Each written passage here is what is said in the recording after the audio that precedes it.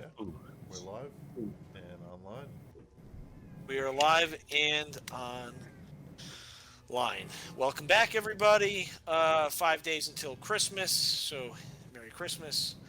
Pardon the mess behind me. I had to move some stuff around because of the kids. How's everybody feeling? Starting with Oren. I feel fatherly today with my new owl egg.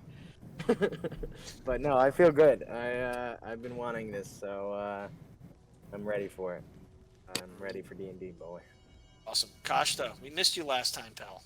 Oh yeah, dude, wicked sick. I missed some time at work, and it was just terrible. I would not even been able to sit at the computer. However, I do have a little surprise planned for this session. Did a little time, did a little writing, so hopefully we got a nice DM player coordination, and we'll see some magic happens. We'll see. I mean, I could always say no, but True. what about you, Dill Dog? How was it breaking the fire engine on your first day of work? Broke the fire engine first day of work. It's magical. Been reading into more of Jorg's magic tinkering abilities, so now I'm ready to make more magic items and have fun with that today.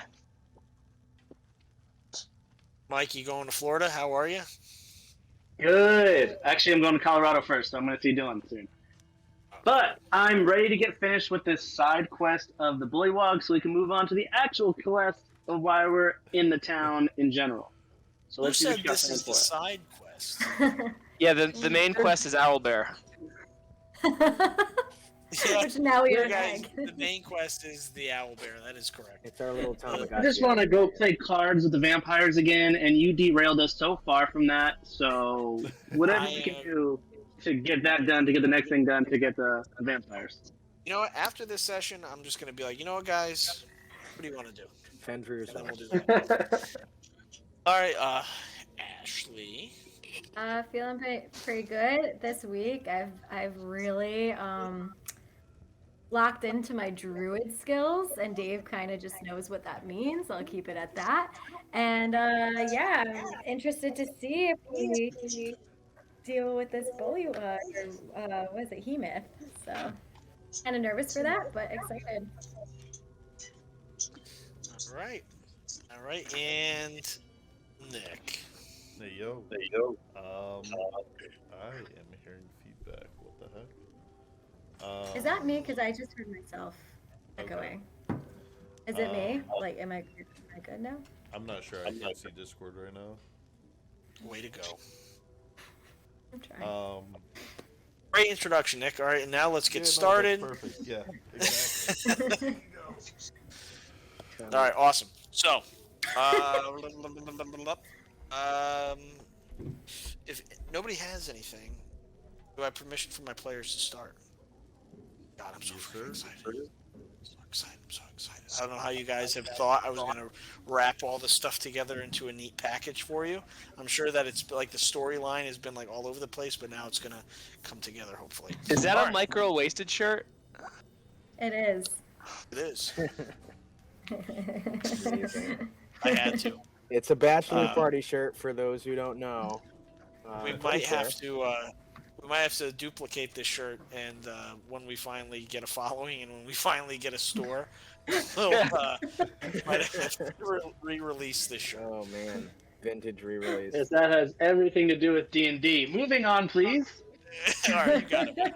Oh my god. Triggered. Last we saw our group of adventurers. I'm getting echoes as well. Am I? Echo? Yeah, I hear it. Wonder if it's coming from Roll20. Is it coming from Roll20? Now it's not coming in. Now it is again. Dylan, it's your mic. Think so also. My mic. Turn your computer desktop off. Let me. Sound. Could be from Roll20. Yeah, let me check. The magic's working, folks. All right, let's get started. So, last we saw a group of adventurers. They had just emerged from the underground tunnel that brought them outside of the city walls of Whalehaven. Uh, don't mind the shift. Dylan will be back. Um, and they emerged up into this graveyard. This graveyard made up of a broken city, like an old, rundown, overgrown town in the likeness of Whalehaven. Um, had an there's eerie feeling of familiarity and dread as you look at the structure of the remaining temple walls and archways and the bell tower that's still standing. You couldn't help but just notice, wow, this is appears to be the same temple and bell tower that you saw within Whalehaven.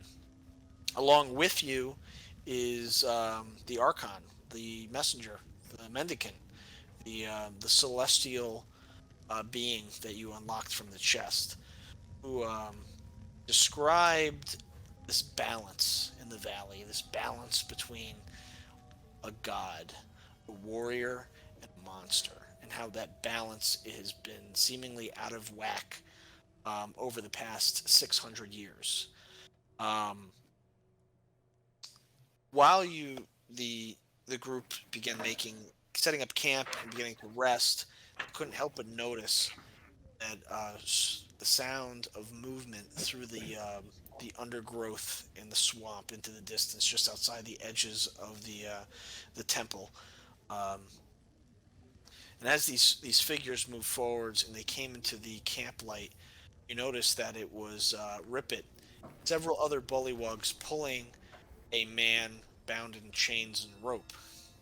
The man's name was Merle Bowman, and he was I guess played by our dear friend Andrew. If you're watching, excellent job. Everybody had a lot of fun with your character. Who was a hunter, a humble hunter from the town of Whalehaven, who had set out to look for his wife, who has gone missing after 3 days. Um, there was a barter of sorts for Chief Ababu for Merle to free Merle from his chains, knowing that he was most definitely going to the lair of Heemoth to be sacrificed. Um, Kashta um, sat back and conversed with Chief Ababu and the Bullywugs prior to as the group went out into the forest to help Merle Bowman um, find his wife and look for clues on the whereabouts of Heemoth. Um, After a long and arduous journey, and with the use of some keen magic and some very successful skill checks, you were able to navigate the uh, the bog and swamp for ultimately finding an individual by the name of the Ornery Shepherd, who was a cap shepherd who farmed and herded giant tarantulas at a trench that just and guarded a bridge um, leading to the presumably the lair of Heemoth. And he tasks the group with clearing out his old lair of a basilisk that made that lair its home. Again, with some ingenuity and quick thinking and cooperation, the adventurers were able to subdue the creature alive, bring it back to the shepherd, and turn over its eyes in exchange for fair passage across the bridge. Now, Merle's wife, along with 12 other villagers, were also freed after being suspended in spider webs from nearby trees in exchange for the basilisk's body and eyes. Merle, on his hands and knees, tearing away at the webs, is finally reunited with his wife, and you can see tears of happiness rolling down his face. after this long travel and dealing with the basilisk and freeing the people and Meryl's wife, you see several figures. One very, very familiar to you, coming over the hill, maybe 100 yards away, walking towards the shepherd and the rest of you. And this is where we are going to start. What are you guys doing? Do we identify or see this figure? Make a perception check. How do I perceive? Just click on where it says perception. Oh, I have your sheet. perceived. Hmm. Oh, right. My bad. I thought I had to roll for it. You will auto roll once you click perception. Oh, we getting there, fam. Okay. My perception has been perceived. Okay, What do I 16. perceive? Okay. You notice this, that it's Kashta traveling with Rippet and several bullywugs. I wave to Kashta. Like, ho! That's all I did. I pick up a trembling hand. Oh no. Warren senses this. Tremblage. So are they close enough to talk to us? Yeah, I mean, you guys are helping free the rest of the villagers, and Kashta slowly but surely makes his way down the edge of the hill and to the flat valley at the edge of the Trenton Bridge. Okay. Group I'll be is like- reunited. We took care of the basilisk. We could have used you, friend. Alas, I have had a vision. A large vision. I am shaken. What did you see? For you, Orin. Farewell is said by the living in life, every day. It is said with love and friendship, with the affirmation that the memories are lasting, even if the flesh is not. A father is a father. Orin is visibly taken back by this. And then Orin feels in I think his survivor pack where he's kept, or like a knapsack by his side where he's kept the owlbear egg. He feels it. So I say, what else? Was there anything else in your vision? Words are from your son. The second words are about what comes from your pack.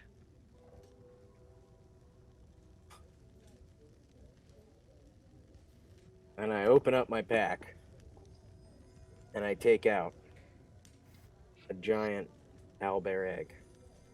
A father is a father. Is this a sign? This is a sign. I'm just like holding it and staring at it.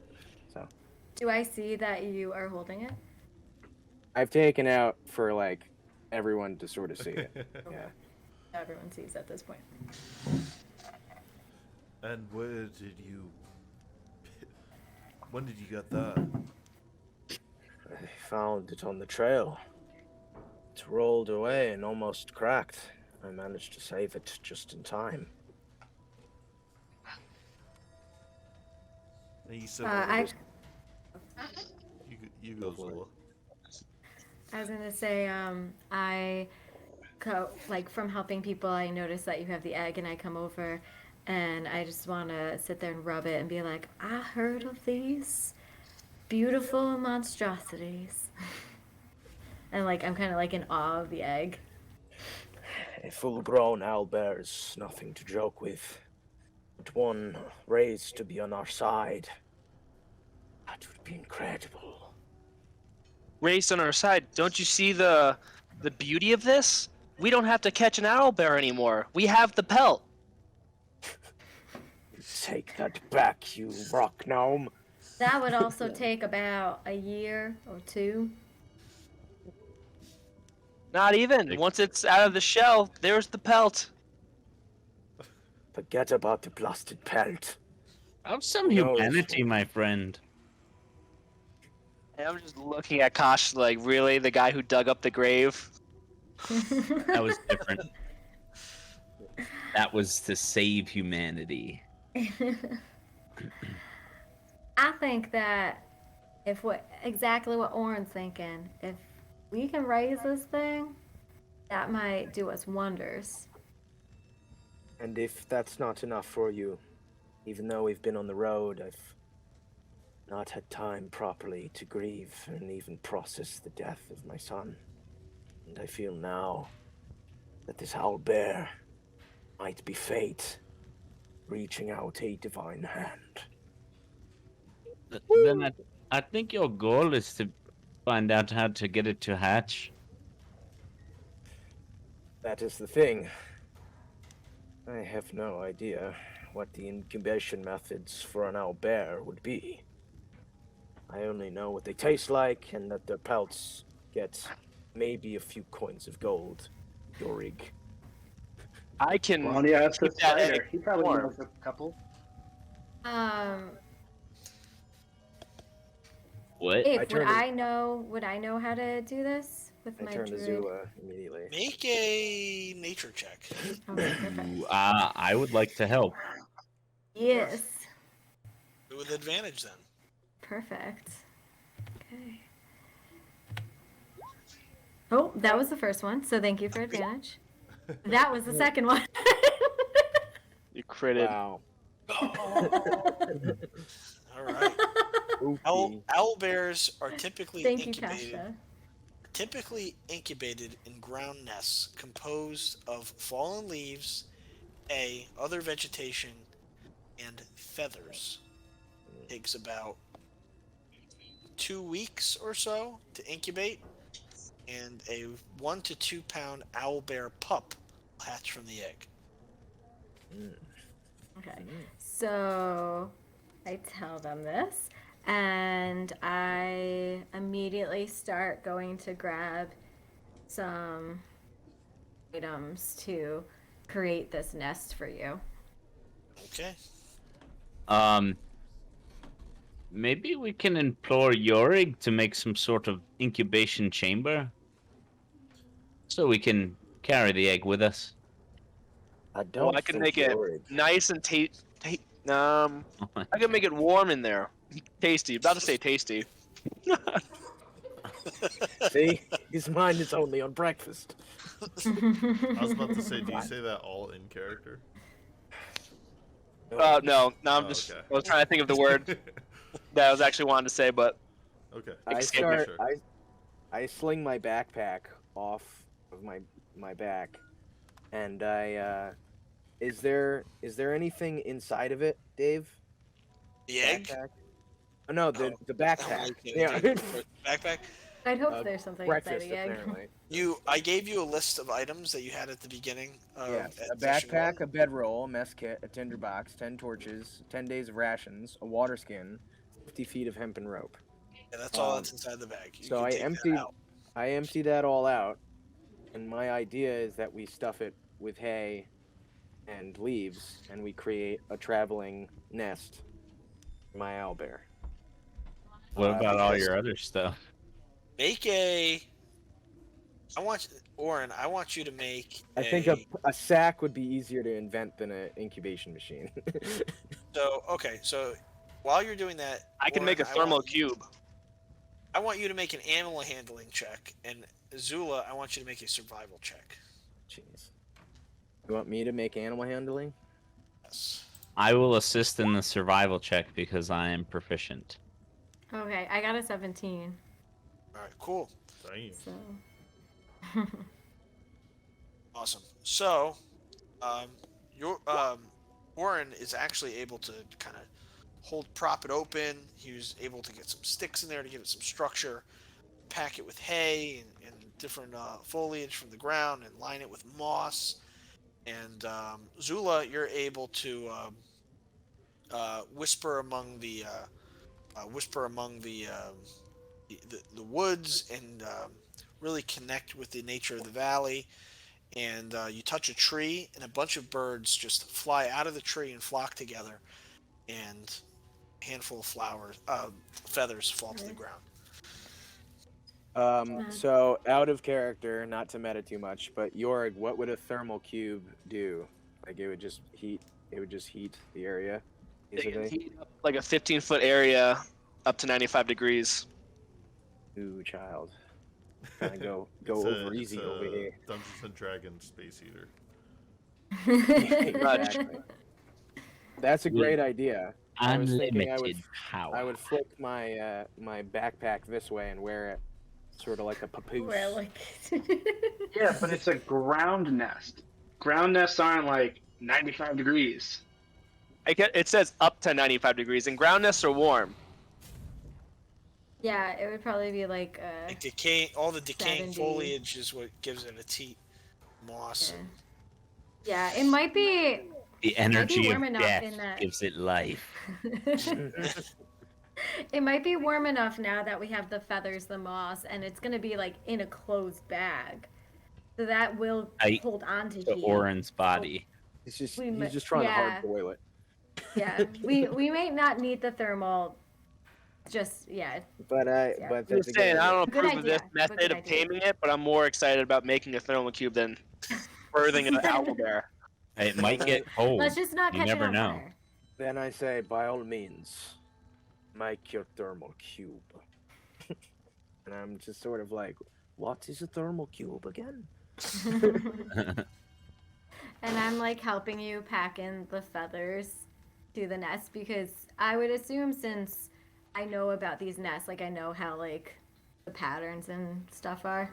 Yeah, I would say so. That's part of Yeah. your survival check. I would Yeah. So, During this time, as they're making the moss kit, I'm tinkering away at keys. I'm making, since I was saying I make 5 things, I'm gonna make 5 keys and have a nice like geared keychain like a custodian would Okay. have.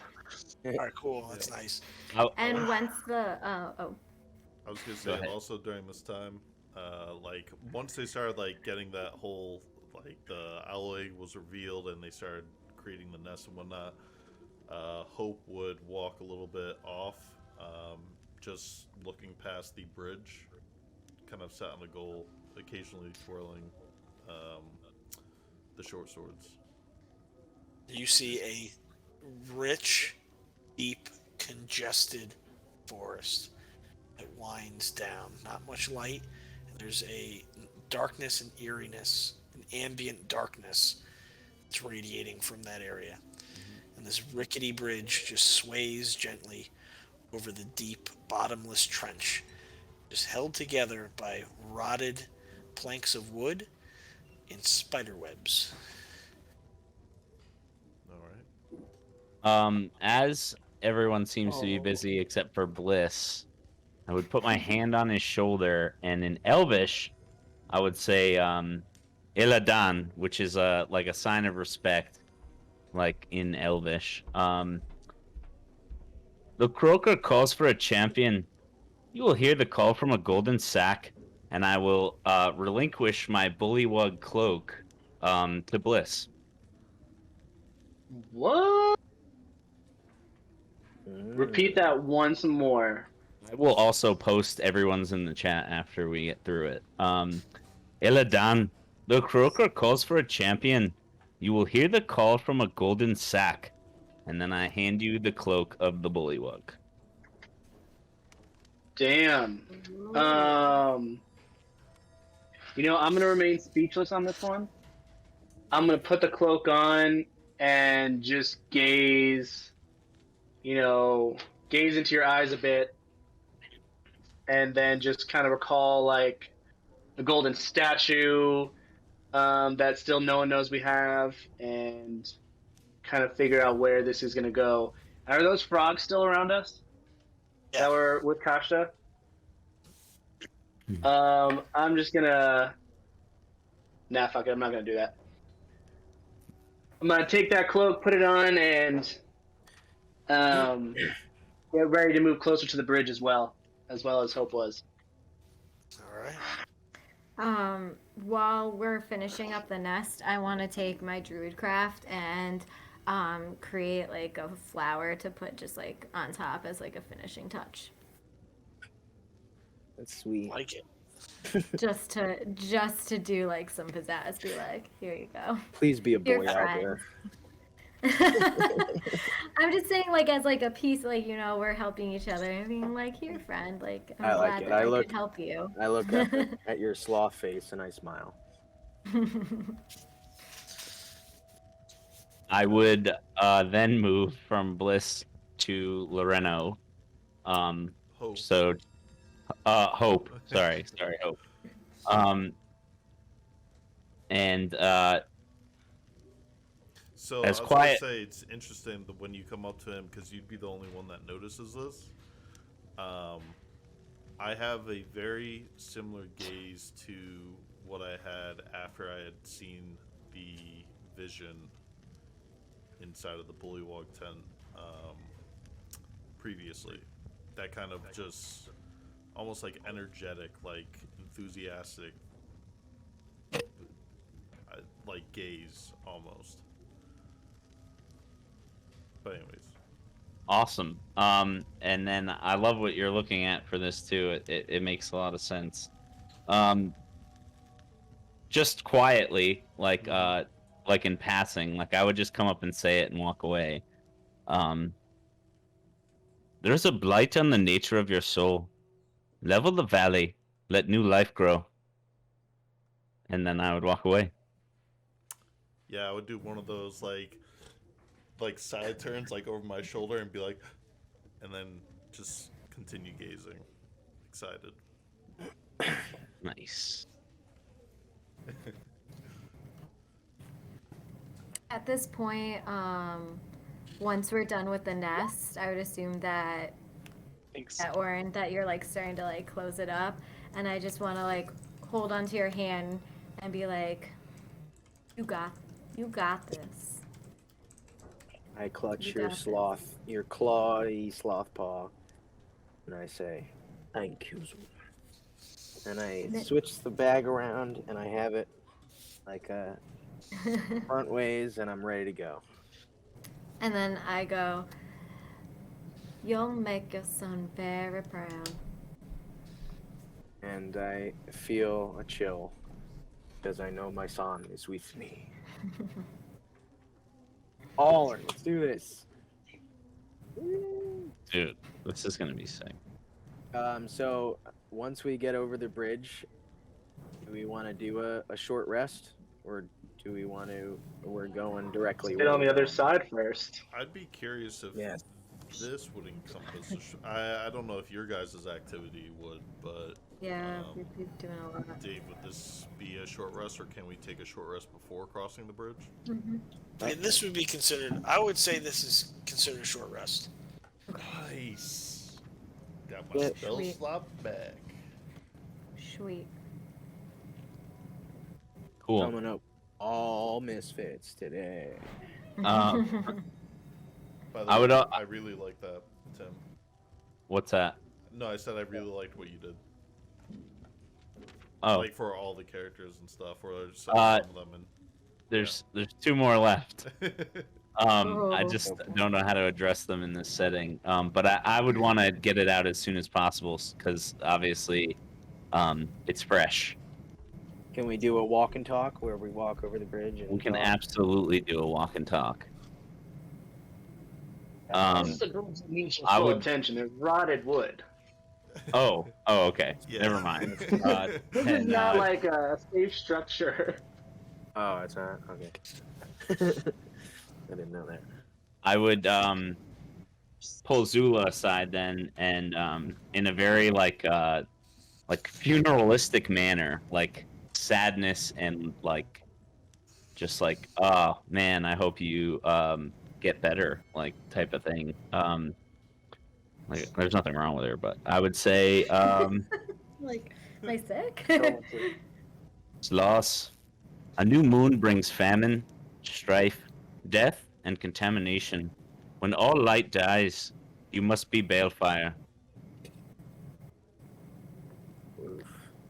Wow. And I just look at you very puzzled because I know that I came here like for my family to like help their growth. So I'm like kind of puzzled if you like know something that I don't know about my family. I And I just had a vision. And yeah, I just look at you very puzzled for a moment, and then I go, they're not okay, are they? I'm not sure. All that I know is in the absence of the moon, you must be the celestial light in the darkness. And I hold on to my opalescent necklace that also like calls onto like the moon goddess, and I hold it tight and I go, I'll try my best. And then I want to do another druid craft and make another flower and hand it off to you. Oh, I would stick it in my hair next to the other one. Thank you, friend. Though that is very sorrowful, I'm glad I know that maybe there's something maybe I can help with. So thank you. Sure, we will be there to help also. I hope at least. Me too. Me too. And then I would trot off to find my least favorite person in our party. Who's that? The gnome. And in Gnomish, I would tell Yorig, men sometimes are masters of our own fate. This soothsayer bids you beware the eyes of March. The betrayer is coming. And that's it. Betrayer's coming. That's all I'm gonna say to you because you're gonna ask too many questions and not believe in magic. I'm walking away from you. And I'll post the. Hopefully, you guys can read my terrible handwriting, but I will send it. So, are In we the going Discord. across? So we're not going across this bridge. It's too structurally. No, we are. We took a We short rest. I just didn't want us to walk and talk because it's like it needs your attention. I'm assuming the way Dave described it. Yeah. Oh, okay. Got you. I just like come to Costa while he's like passing everyone in vision, and I say, "How came you by these visions?" Sometimes, in a moment, I travel across the plains with my spirit. Things come upon me, visions. The help of the bullywug. I have seen many things tonight. And I have not told anyone yet, but you're a close friend of mine. I've seen my own death, and I must be rid of my curse. This necromancer queen that possesses me shall not have my body. If I can help it, dear friend, I'll stave your death off a little longer.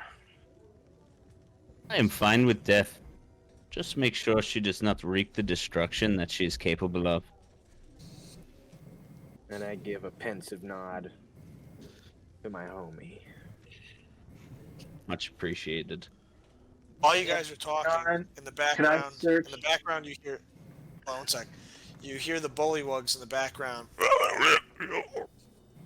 Rippet is like pointing at the other bullywugs, like kind of directing them to do things. And one of them was like kind of shaking, and then he goes over. And he pulls some rope. He ties the rope around the bullywug's waist. And there's the two other bullywugs and Rippet. And the first bullywug is kind of just like getting ready to walk up to the bridge. And Mike, you understand what they're saying. It says, "You coward, do what I say. We must find Heemoth. You're the first to go. You're the young one." Dude. Ooh. Well, I mean, I don't want to be the first one across the bridge, so I'm going to let that happen. I'm not going to relay what's going on to the group. They can may figure it out on themselves, or maybe not. But I just want to search the cloak if Kasha left any kind of herbs in the pockets. I left a Some nice magic pre-rolled Hobbit fatty in your in one of the pockets, and I believe you still have 8 patches. I'm going to light up said fatty and enjoy this show that is about to happen with the frog and the rope tied around his waist.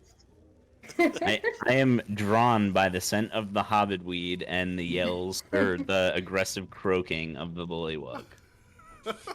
Like some mating ritual. Yeah, just like what the fuck is that? And that smells good. I'm definitely gonna hit that. So this time, the first bullywug is kind of just like holding on, like the rope railings are really low, like just like too low to like hold on to.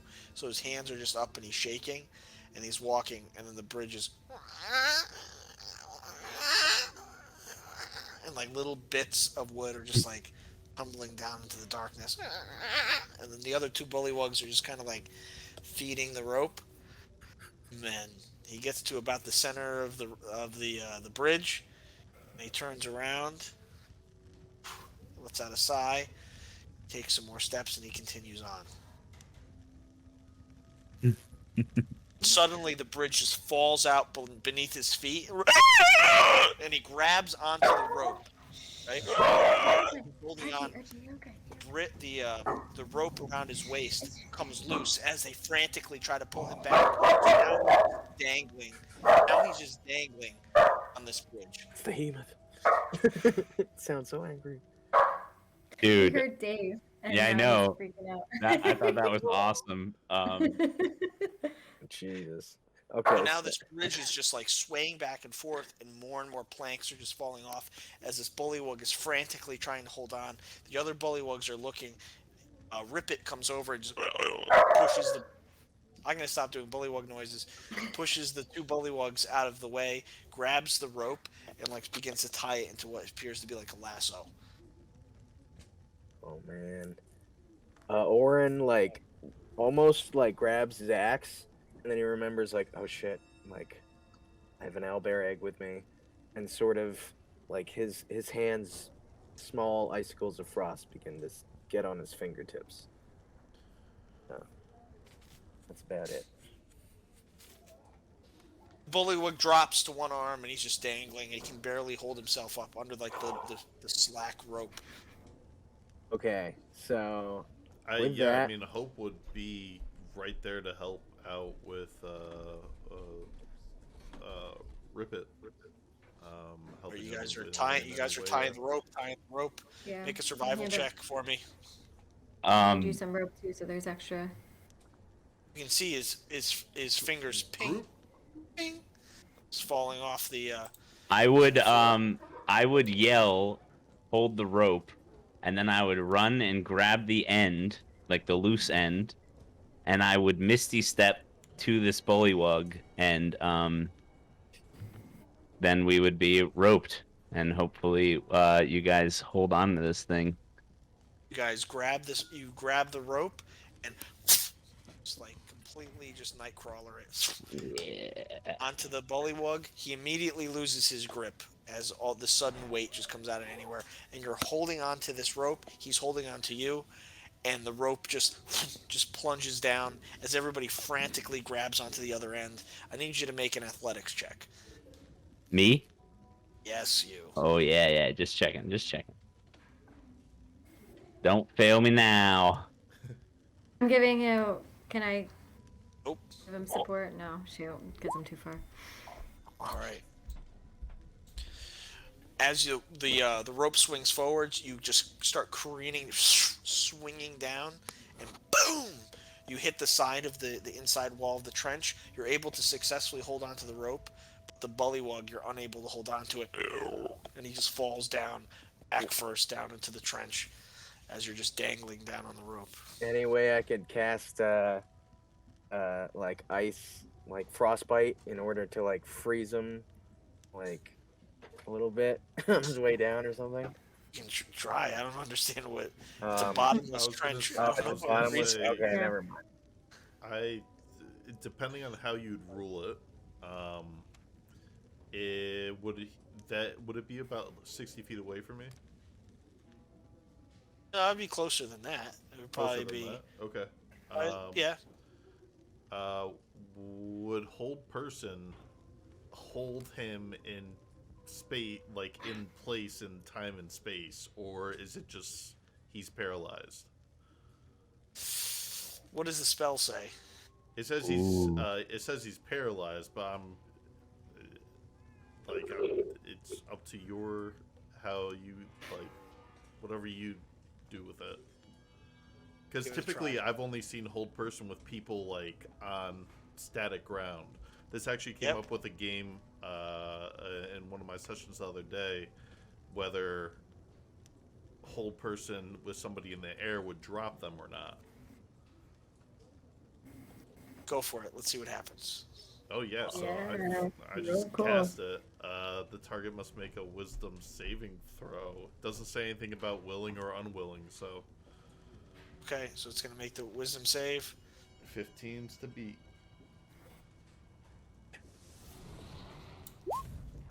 All right, so he's affected. He's paralyzed for the duration. At the end of each of his turns, I need you to immediately make a concentration check. concentration check. Will do. Yep. Damn. Constitution saving throw, correct? Yes. 16. Okay. All right. You just like your hands is reaching out and you can feel it as if you're holding onto him yourself, and your boots are just sliding towards the end of the trench, very slowly sliding as you're like if you're holding like in tug of war, Mhm. if you're holding the rope and the other team is just barely pulling on strong. Yeah, the and other I'm team. panicked. I'm like, Owen, Zula, this, Joig. Like, I go hold me back. to I'll run immediately help him to with my long Hope and just arms. grab a boot. Either this weed is really strong, or Kasha and Hope did something incredible. So this bullywug is just frozen in mid free fall, about 30 feet Jeez. down off the end of the trench, and Hope is feeling the full force of a 180-pound bullywug pulling him off this ledge. Everybody is grabbing onto to Hope. I need everybody to make an athletics check. I need Hope to make another Constitution saving throw. Can I start climbing the rope? Yeah, you can start climbing. Everyone make a what check? Hold on. Athletics. Quick. Because I can't, like, telepathically move him. So, like, my hope Oof. was to grab him in time. So then. Jorg coming in clutch. Oh, so I Costa could grab him? can re-grab him. Okay, well, is he within reaching range? Because then I probably would have tried that first anyway. I'd say he's about 10 feet out of, like, just 10 feet out of here. But there's still, 20 feet of rope at the end that Rippet and the other two bullywugs are holding on to. Oh, so he's still shoot. attached or no? So, no. So, picture like the cliff, right? Mm-hmm. Rope is going off the cliff. Kashta is hanging onto the rope. You Yeah. have the bullywug's holding Kashta's rope. He's about 10 feet below Kashta, just frozen in space. So Kashta, if he reaches, he can't reach him. But I'm sure if they lower him down, he might be able to grab him. It's up to you if you want to do try Kasha. Can I make an athletics check or survival check to basically climb up a little bit and tie the rope around my waist in like a saddle? That is all going to be athletics, my friend. Okay, I'm gonna give it a try. With the conscious mind of not falling first. Like if I can't do it comfortably, I'm not gonna do it. All right. And you said a Constitution saving. Oh. throw. Good for you. Yep. All right. Oh. Hope loses concentration on the spell. It breaks, and he falls. No. Decisive. I like it. I dropped, like, just exasperated because I'm sure that was bending the spell's, like, limits at that point, right? So, Yes. he just drops to the ground, like, on his knees, just like. Just out of Can I breath. make a last ditch effort? I would say at this point he is just fallen. Yeah. Yeah. And I go over to Hope, and since I was like holding on to him, I just like kind of let go, and I put my hand on your shoulder, and I'd be like, "You did everything you could. We all did."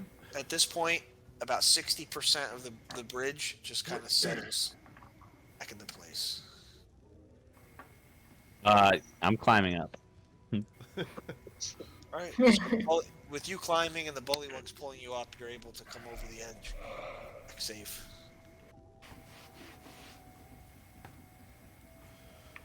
So who's next on the bridge? That was something. Rip It shouts over to the other bullywugs, tosses him the rope, and they're like in shock. And he begins to tie the rope again around his waist. Listen, I'm gonna go over and take the rope from him and using my newfound cloak, say, "You've done enough. Let me take this one." He says, "Back off," and pushes you in the chest. Oh man, these things are so difficult to deal with. They're so difficult to deal with, and this one is a bull. I love it. I love this Guys, character. they don't seem to want our help. Oh, you're just gonna let him So push you we around either- like that? I thought you were stronger. Well, I'm also smarter than you, and I'm gonna leave it alone. and from my experiences, we can't communicate with them unless by the means of the cloak, right? Yeah. Or potions. I feel like Hope wouldn't really care. He'd walk up to Rip It, and just in common, he'd be like, "Listen, nobody else has to die here. Not one of your own. You said you were protecting them. What are you protecting them from here? All right? We're on our way to see Heemoth. Let us handle the bridge." Kind I'm of sure- like, does you one of these like? I'm like very visible, like, aggressive size and like expressive in this moment, so like hoping that comes off more than my words. So he kind of does the visible like one up, like he's like look checking or whatever, pushes his arm out and just kind of like forcefully but slowly moves you aside. He kind of pulls his bullywugs up closer to the edge. So now he's standing. So this is the edge. He's standing at the edge, and then the other two bullywugs are also standing at the edge, about a foot or so away from the edge, getting ready to secure the rope for the first one to go across. Rip It has his back turned to the group. Not your fault, Hope. They have a death wish. Damn. I do believe Ripit needs to die. Let's just give it some time. They're all gonna fall to their death. I wouldn't say No. that he wants to die. He wants his team member, just like what we would do for one of us if something like this happened. It's just sad that he won't let anyone help him. Then let's go before them. Exactly. First. You got a new rope? I have 50 the- feet of the hanging other- rope. How long? The other I have bullywug, the bridge is about 100 feet across. Okay. So the second bullywug is now like trembling, like you can see like his knees shaking. He is terrified as he's like slowly walking across the bridge, and Rip It gives him a slight push to get him going. I push Ripit aside forcefully, and I chop the rope. And I say, "Now, let us deal with Heemoth the way we deal with him."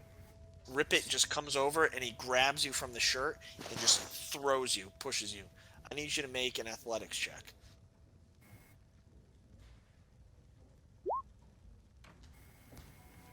You fall right on your butt. Arms and butt. He's standing over you. And he kind of like points his hand. He's like, says, "Don't interfere again. I will consume you." I want to tackle Picks him. up the other end of the rope. What's that?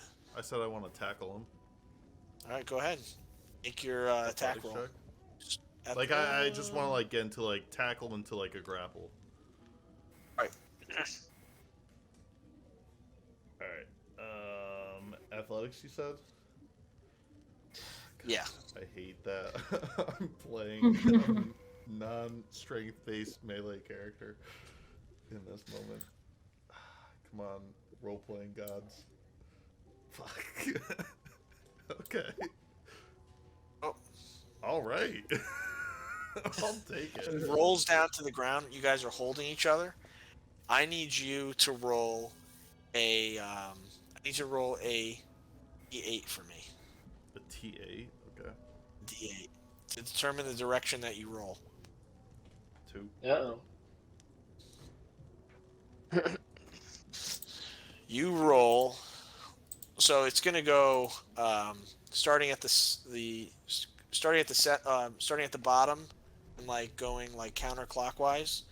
Mm-hmm. You're rolling towards the edge, but like at an angle. Mm-hmm. So you're like teetering like at the edge, rolling with him as you're throwing like kind of like body shots against each other and holding on to each other, and like ends of the trench are kind of like breaking and falling away into the hole. Yeah, I'm calling out to them. And I'm saying, get all the bullywugs away get all the bullywugs away from the bridge. We'll deal with Heemoth. I mean, with Ribbit. And I'm just gonna try to lock him down until the team can do whatever they need I'd to. like to. Well, I was gonna say I'd like to tell Hope to quickly release his tackle so I can freeze him in place. Frostbite. Question. Yeah. Question. Does speak with animals work with bullywugs? Nope, we already addressed that. Oh, okay. I wasn't sure if we did or not. Okay. As Then Hope I'm says, just gonna yeah, sit yeah. back. As Hope says to get the rest, I want to get the one that's on the bridge, and rip him off, and then stand on the first plank to block anyone else from going across the bridge. All right, gotcha. So you push that bullywug out of the way. He's trying not to get involved. He kind of like steps back, and they're just looking at Rip It, and they're just looking at you guys, and they are not getting involved at all. All right. So I'm gonna start walking forward. So, Oren, there's a few things going through Hope's mind as he heard exactly what you said. Do you know what should else go through his mind? I need you to roll another d8. That's what you need Yeah, to do. but he's because he is he doesn't want to kill. Like Hope does not have the intention of killing Rippet, and when you say freeze, the first thing that's coming into Hope's mind, like I'm not even my mind, to Hope's is he's having a flashback of just the ice knife, and he's gonna. I think he's gonna keep his grapple. Roll a d8. 5. Okay. Well, I was So thinking you- not you of roll- killing him. I was just gonna freeze him in place. That's all. So now you roll straight up, like upwards, like along the parallel with the edge. I'm gonna have my Eldritch Cannon like walk up to Rip It and Hope and just point straight down at Rip It. See if he like notices if that stops him or anything. All right. In that moment, I'd like to push him onto the ground, like while it's like looking onto him, and again just start like I don't want to narrate the whole thing, but just start spewing things, but again making sure it's very like visual that I am upset and he needs to listen to me and I'm in control right now. Make an athletics check. All right. Any chance I'd be able to do like an intimidation check also? Let's go. All right. You roll him over. Plant his shoulders against the ground. He looks up as you're just shouting into his face, and it looks over, and like right in his cheek is this Eldritch Cannon that's just like pressing. He kind of like looks up, and he says, "We're out." I'm gonna pull Mike down into whispers. All right. My first whispers. Oh, nice.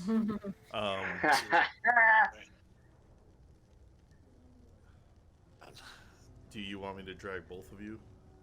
Yeah, drag us both down there, please. Okay. So the screen's gonna shift for everybody on stream, but yeah, Nick. No, like again, it wasn't even in my head. It was Hope's head. It was just like that quick flashback, and he's gonna come and like be like, "I'm sorry," and this whole thing, but. Let me readdress the role playing. So maybe I'm just here standing at the ready with my frostbite Oh, okay. ready just in case. Oh, Like, okay. I was like, yeah, because I I know. was just like, no, we're not ice knifing again, please. because I'm trying not to It's freeze. You got everyone. the cannon out. It was as soon as he whipped out the fucking Magnum, I was like, okay, we can do this. I was gonna do something, but I figured you guys had it. Here. I It always was comes very down to nervous balance. because I have a 0 to strength. So that was a fully just like my Good job. that was Hope. He wasn't too happy with that. Nick, I have a quick question about the game mechanics. Okay.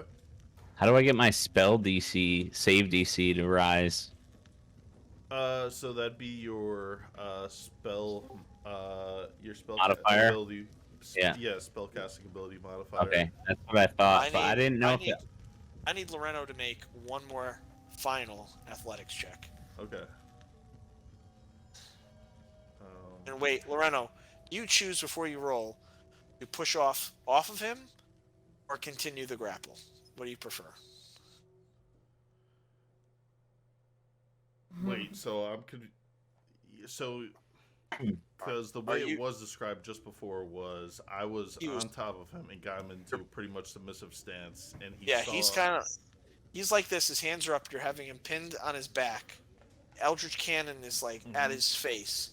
You have a choice now to either back off or to continue to hold on to him. Can I ask for one check before I make this one? I'd like to, as Hope, make an insight check to see if he thinks he's going to be submissive or if he's going to fight back. Is he gonna run?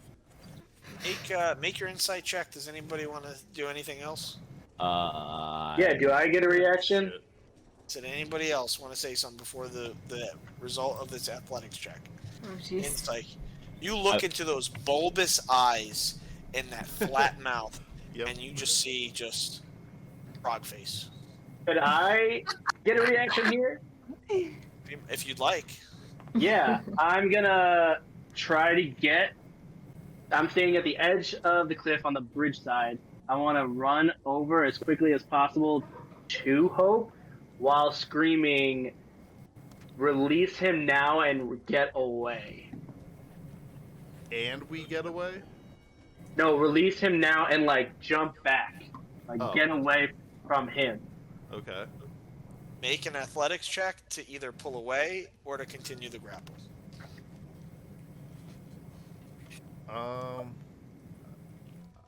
Release. Yeah, I guess now. I'm gonna release based on list, but again. Okay. You kill him, I'm not gonna be too. Alright. If you kill him, we're slaughtering bullywugs right now. Okay. At this time, you go to stand up, and he reaches and tries to grab on. He's unable to get a full grasp. He's able to slide down your arm, grabs your wrist as he intentionally tries to throw himself off the cliff. Now you're kind of just dangling there, and everybody's holding on to you. You have your arm now he's holding on to.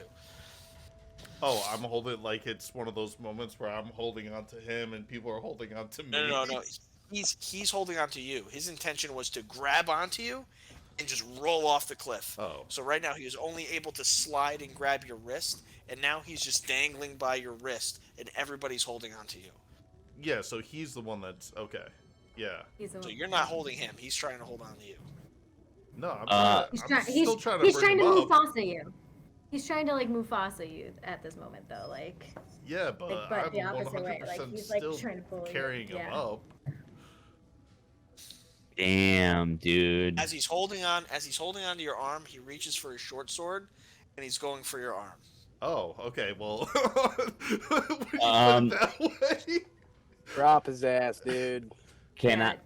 I take my dagger out and jump off the edge, plunge the dagger into the bullywug's eye, and as I use both of my feet to push off the bullywug, grab Hope's arm? Make an athletics check, and I need Hope to make you make an acrobatics check, and Hope makes an athletics check. I think I ran out of all my good rolls, so. Me too. Oh, that's not bad. Oh, yours isn't bad. Mine's a decent. All right.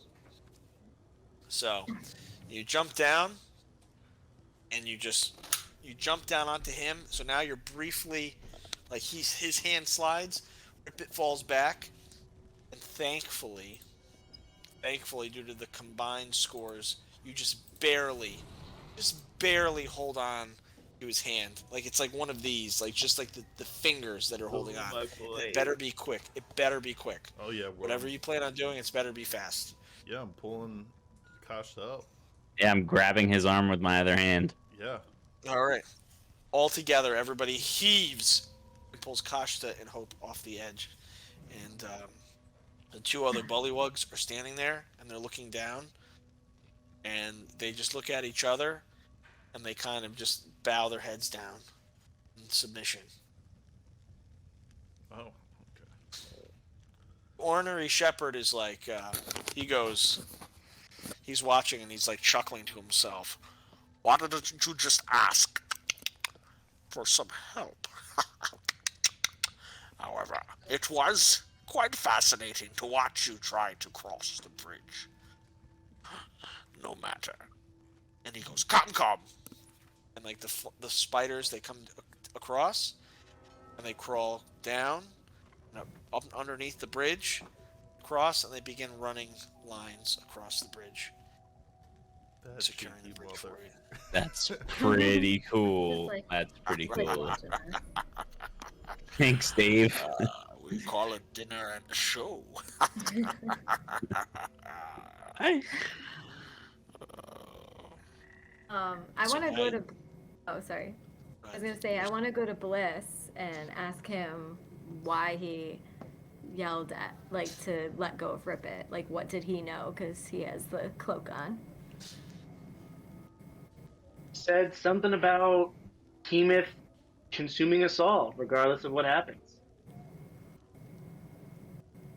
Did you know that he was going to try to put Hope on over the edge? You didn't hear him? Nice. That's right. You're not wearing this nifty cloak that I got from. What did you get out of the deal? Nothing. Okay. Yeah. So as he was grappled by Hope, he just said, Heemoth's already consumed us all. There's no hope, and he was gonna end himself, and just take Hope with him. There's no hope. He tries to kill There Hope. is one. And it's me. Well, we're going to take a break just now. We'll be Oh. back at 9:40. A quick 9-minute recess. All right. And we're back. And you are all just barely catching your breath as you sit at the edge of this trench watching giant tarantulas spin elegant bridge across this trench. What are you guys doing now? You have these bullywugs that are essentially bowed down to you as they're now de facto leaders. I wouldn't mind supper. I was thinking Kashta could tell them to go back. I can't tell him anything. Bliss now. Oh, yeah. Bliss now. Oh, okay. So I go to Kashta thinking he still has the blanket. And I'm like, oh. And then I look to Bliss, who is a card sharper that I haven't really addressed before. And I say, card sharper, perhaps you can tell the frogs to go home instead of following us.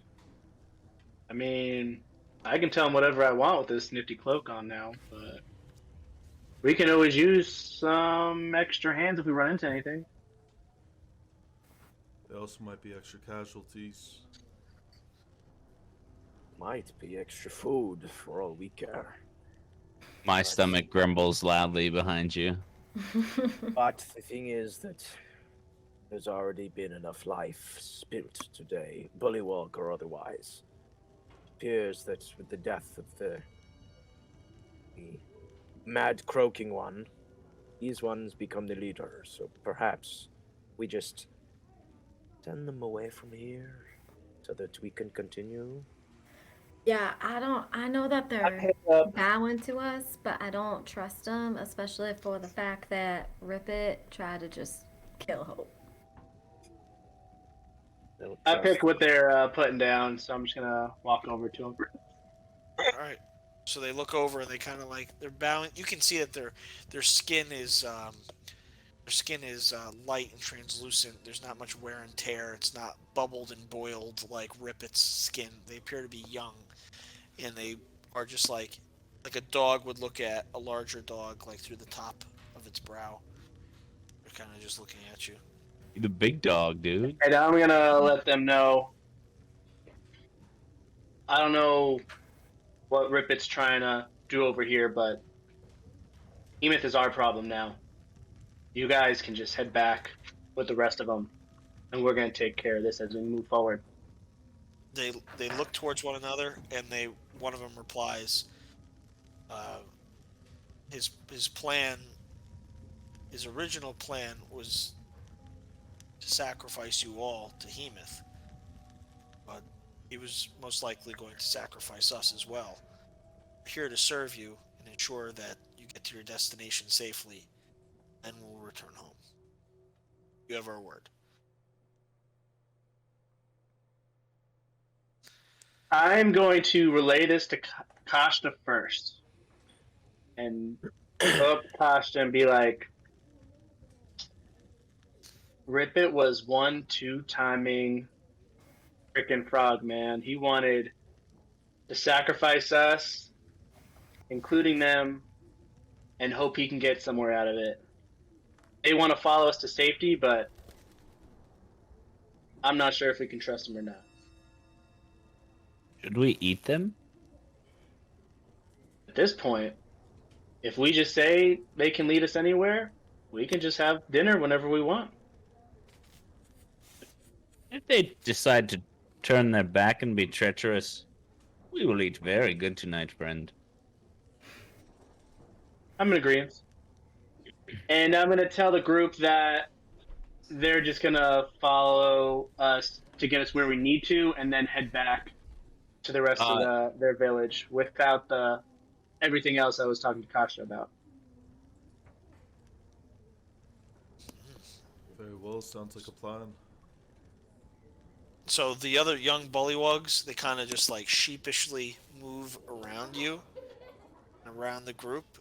Their head ducks low, and they begin like slowly but surely like walking across the planks and spider silk, and they gesture back, and they walk safely to the other side. Alright, walking across. Same. Let's go. Guess so. Do we- Walking. Do we happen to have a map, Dave? This bridge? All right. You guys Do we- walk across the bridge, and you make it through the clearing and into the that dense, congested bog. That's pretty cool. Wow. Okay. So, the soil becomes more damp and soft, and they kind of gesture. Or, it's safe. Trust us. They're holding their spears over their heads. They're just slowly wading through the water. The water is about waist high for them, so it's like just at the top of your thighs for an average height person. Yorig, it's just about at the top of your collarbones. I'm riding my Eldritch Cannon. All right, sure. Where you can just get on my shoulders again, York. I like to sit on my Eldritch Cannon. It looks kind of badass. That is kind of cool. Nice. So, as you continue through the swamp, you round a corner, coming through, and you can see through the brush an enormous stone wall that reaches far up into the sky, like far up into the canopy, because the canopy is so dense and high, it looks like it's just a never-ending wall. You can assume that there's a top, and there's carvings, hand carvings, all around. Um, into the wall itself. There's one that looks like this. There's one that looks like this. And there's one that looks like this. The bullywugs come to the wall, and you can tell that there's a little confusion, and their hands are on the wall, and they're like, they Mike, you over here hear them say, well, we've never made it this far. We've heard of this wall. All right, what is the... Oh, there's a way of crossing it, I know it. Let's tell the group they have no idea what they're doing. But the carvings are of hands that are like this, like this, like this. Fucking pray for wings. What you doing here? That could be tarantulas. All right, Zula, if you're doing that, Mhm. you immediately transform into a spider, Whoa! and you fall into the water. Not a big spider, just a small spider. Just like a regular size spider. I would Right. scoop her out of the water and put her onto the land. Okay, there's no land; it's all water. Oh, it's all water? I would just hold her then. At Can this she point, can I? speak? Yeah, can I speak, or am I just a spider? Nope, you're just a spider. Can I put Am her I on the wild wall? shape? You put her on the wall. Yep. So now she's like clinging onto the wall. Holy So crap. I was right that it was spider. So, Oren, seeing this all All right. happen, Kashta goes like this, and it turns into a snake. It falls right into the water. Bliss turns into a bird and starts flying in the air. if I can just do this one. That one? All right. Warren turns into a bird. Oh, okay. Can I? Bullywugs are looking back. Bullywugs are looking back and forth. They're going like this too. Both bullywugs turn into birds. Can I look? And- So, just looking around, just before everybody is polymorphed for however long, we don't know. Like perception-wise, is this like a dead end? Is there anything around? As far as it's just like that bog. It's just like all water. Trees are growing out of the water. You're looking right to left, but it appears that this wall just stretches as far as you can tell in either direction. I'm sure there's an end at some point, and it reaches far up into the canopy, and you can't quite see the top of the wall, but you can assume that there's a top. I'm gonna start It's just climbing. but it's a repeating pattern of Yep, Costa is just kind of just like slowly but surely like snaking his way up. Can I see if there is a crack in the wall for my spider self to go through? Make an investigation check. Oh. I'm still standing there, very unsure, looking down at Jorg. Oh. I'm assuming my cannon is useless now, so I'm gonna pull out a gear in my pocket, spin it really fast, and like where a fuse would normally be in a cannon, it's like a coin slot for a gear just to spin really fast and create friction and heat to blow. So I'm setting off the cannon. So whoever's within 10 feet of the cannon blow gets, let's see, what the hell is it again? 1d8 plus 5. 10 hit points. Oh wow! Would I be right Damn. next to you? If you're anyone within 10 feet. Yeah. 10 So, feet up, too? Awesome. Do you roll the So- 1d8 plus 5? Did I go through this crack before? I'll you roll the said 1d8. Oh, thank God. Uh, Yeah, don't use my let's roll. just say everybody. Let's just say everybody's within. So everybody gets the hit points. And Alright, 8, Uh, 10 hit points. in Zula, you're able to start to navigate through this crack. And as you start to go through, the wall seems to be thick, probably a 10-foot thick wall. It's a very thick wall. It'd be very hard to breach. This little narrow crack goes all the way through, and you can see a beam of light coming through. And it appears to be like a similar environment on the other side. It's just like water with trees, and it just continues. Perfect. Is there? But we can't talk, right? So there's no way of communicating. No. Okay. So, while Yeah, Hope's gonna do bird too. Bird. All right, so Yeah. everybody has turned into a bird except for Yorig and Ashley and Kashta. Yeah, I'm going bird. Bird. Okay. So we have a flock of birds. We have the snake that's just like kind of like trying to inch up the wall, and the spider on the other side of the wall. What are all the birds doing? Flying up. Flying up and over. Right up. But I'm staying back just to keep an eye on Zula and Kashta, make sure they make their way up, just to stay. I went through, Ooh, so I'm already on the other side. true. Well, I'll wait for Kashta to make his way up, just to stay. I would expose enough of my body off of the wall for you to potentially grab, like while looking at you. You trying to give you Taking void a- Like boost. you Taking see, a you while see to this pick up on snake that that just hint, kind of. finally get it. All right, so I would say like a bird can pick up a small snake. So you're able to pick them up. The birds fly over the wall, and you can see the clearing, and it just continues. And you can start to feel like a rumbling and tingling in your body. So get to the ground as quick as possible. I've Yeah. dived Ashley, off, you right down. Ashley, you immediately right back into Zula, splash, and you fall into the water. And the first one, so it was at this point Kashta, about 15 feet up, splash, falls into the water.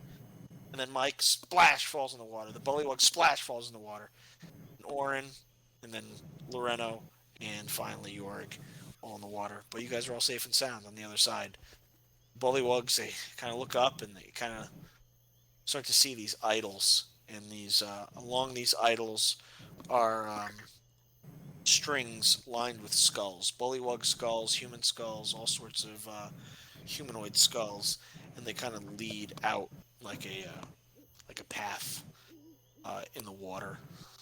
I would come up from my splash and probably be cackling because that was a lot of fun.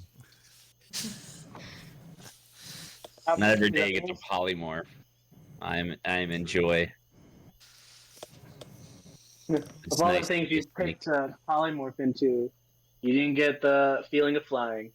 I did. You carried me. I flew as a fucking snake.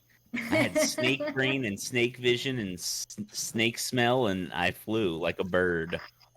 It was doubly awesome. So, Crossing that what are you guys step. doing? Bullywugs, they kind of like run their fingers across the twine and the skulls, and they kind of rattle the skulls. They look back and forth. They talk to each other. And Mike, you hear them say, "I'm sure this is it. This is what the elders talked about." I'm gonna press and ask, what do you know about this place as much as your elders have told you? This is the lair and the resting place, Heemoth, our god. All right, gang, we're here. Yeah.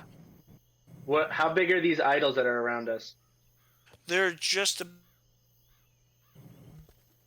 about, and they're just basically just used to hold up, like there's rocks just crudely placed on these strings, these hide strings that are just going across one another, dangling these skulls.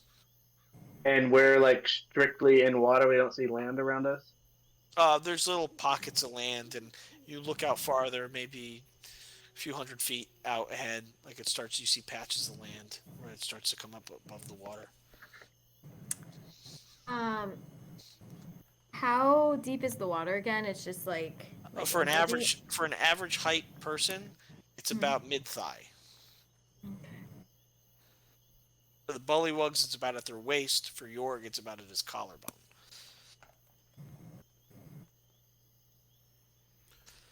All right, so we're in the belly of the beast, and I we need to clutch find the my beast. bag and I kiss the wooden idol. And I wear it on my bed. I still have my axe in my hand, but now I have a bag with a very special egg. Eggs. Okay. Hope The- Hope arms himself. He takes out the short swords, and actually, calling back to Bliss. You said they would leave when we reached our destination. Well, Surprised they're still here. can you ask them if we're here or not, and if they'll be leaving? I'll look right back at him like, dude, there's no way they're getting back over that wall. But let me get back to you about that. I'm gonna ask the bullywugs like, hey, we're in the lair. You guys are free to leave. What's keeping you here? Well, it's strange. We've heard tales of we've been worshiping, and our fathers and our forefathers and brothers and uncles have died bringing suitable sacrifices to Heemoth, and we spend most of our day in prayer in the mud, the swamp, and it's chilling that we're finally amongst him, and I want to see him, but I'm terrified. I'm gonna go back to Hope. I mean, to sum it up, I think they're just curious.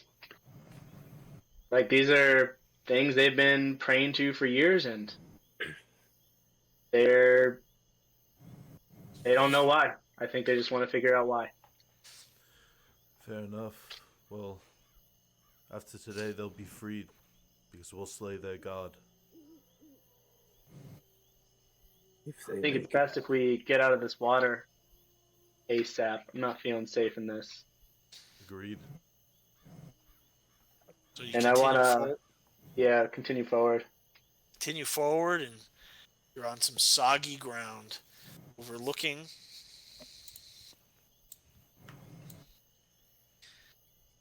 Make sure I got everything. That time. Oh, snap. All right, hold on, my friends. Let me pull up these bullywugs. I was expecting you guys to kill the bullywugs. Let me give me a minute. Still One a time. possibility. Let me find the tokens. I was not prepared. You guys, I mean, I could just make it real easy for you right now and knife them. no, it's okay.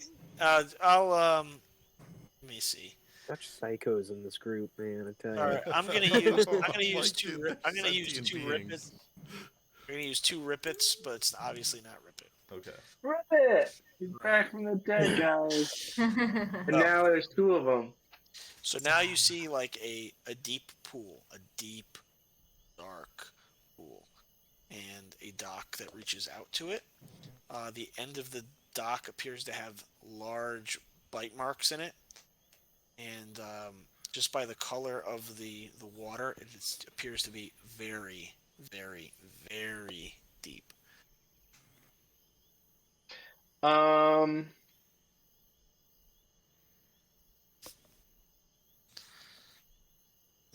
Going out first. I want to prepare myself for this whatever's going to happen with this deep water and wild shape into a crocodile. Oh, Oh, snap. okay. I would stand behind this bullywog and prod him forward with the butt end of my scimitar. Like, move it. Lead the I way. want to. I'd look at I'd look at Kasha. I'd be like, "There isn't a need for another life," and I use disguise self, and I disguise myself as a bullywog. Wow. It's an interesting tactic. But, like, And I'll they know start this walking place out. and it's their god, so, like, I'm gonna tell yeah. everyone to prepare themselves. I'm gonna rip a patch off and throw it at the edge of the dock.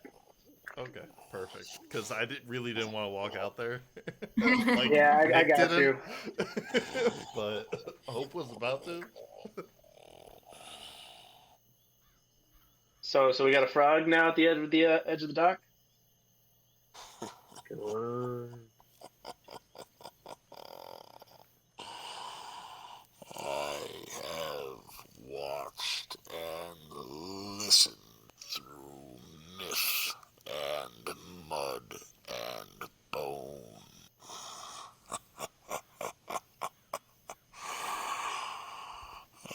You have come to tilt the balance in the favor of the monster.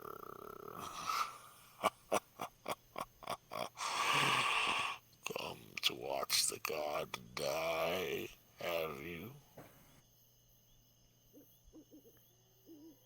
I literally like come forward and I just like, Helm, shine your light on this place. Make it holy once again. Just to myself, but loud enough so that everyone can fucking hear me and know that I'm ready for shit to go down. Yeah, I drop disguise self if there's gonna be that whatchamacallit, frog on the edge of the dock. I just start snarling at my teeth. One of you have come to do the bidding of the monster, and the other, my champion.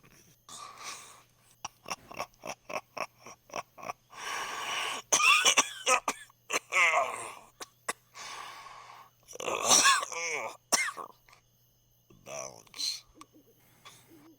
The three. The warrior is absent. The god corrupted.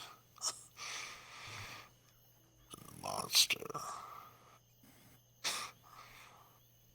monster is winning.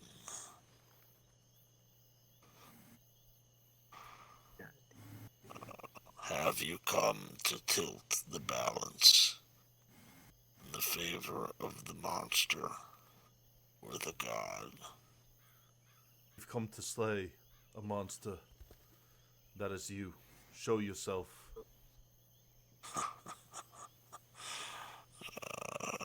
You have misguided. You serve the monster. Behold, the god of mud. And you see this like stalk about 4 feet high just come out of the water. It has 3 large frog eyes on the end of the stalk. And it's tall enough where it's just like looking at you guys like at the edge of the the edge of the dock, like. So, I suppose before this starts, before you make your last mistake, you know the truth of the three. There's a balance of three. The god, the monster, and the warrior. I am the god. My job is to maintain the balance of life in this valley. Ensure that the warrior and his people do not take more than they should. They only take what they need to survive. By taking sacrifices, creating these monsters, these bullywugs. I maintain that balance.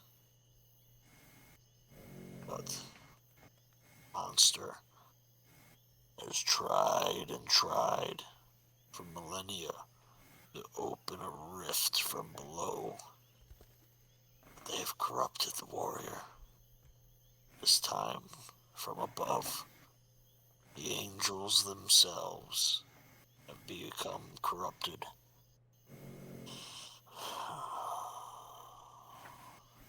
Well, if this is what you must do, let's... might as well slay a sickly god. I am hungry, weak, dying already. Just you, tiefling, champion of the monster. I hope you can live with yourself after this great sin. My champion, when I am slain, you will possess power beyond what you can possibly imagine. I need everybody to roll some initiative. Boy. Oh. All right, starting at the top. Hope. Damn. 4? Damn. Yeah, I know. Yorick.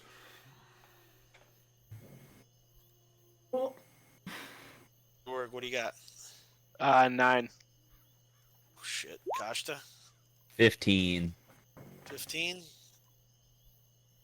Ula? 3. 3. And Orange? Big old onesie. A onesie. Yep. And Bliss. 9. And should I roll an initiative for my frog friend? No, I'll take care of your frogs. Oh, thank you. What did you roll, a 9? Yes. Damn. And what is my... Oh, my God, he rolls a 21. Can't believe it. Bruh. All right, Well. is the counter up there? How come it doesn't count it?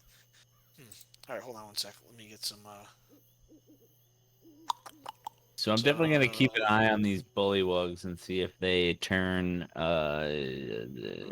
evil or. All right. Snap them. All right, so at the top of the order, this enormous mass pulls out of the water, props himself out. Oh, yes. And Yes. behold Heemoth, the god of mud. At this time, he kind of like chuckles to himself in this like deep bellow. My monsters, I gave you. I gave you a mind, and I can take it away. And like in like a brief like snap, both of the bullywugs just shrink back down to frogs, and they're just like underneath like just underneath like the hide armor and everything like that. They were shrunk back down. Oh boy. All right, at this time, he's gonna approach the side, moving slowly, and let me see who is close. Zula. All right, Zula. I need you to make a strength saving throw. Okay. Strength is +2 for the. Hold on 1 second. Sorry, because I'm the crocodile. I have to do 7. It opens its gullet, and this enormous tongue with barbs just shoots out, grabs you, and pulls you within 5 feet of the frog Heemoth. It is going to. Are you gonna do my wild shape? Oh, I'm sorry. Yep. Yeah, so sorry. Let's get rid of yours. Yeah. So it pulls the crocodile into the water right up to the front of frog Heemoth, and is going to make a bite attack against you as a bonus action. So that is a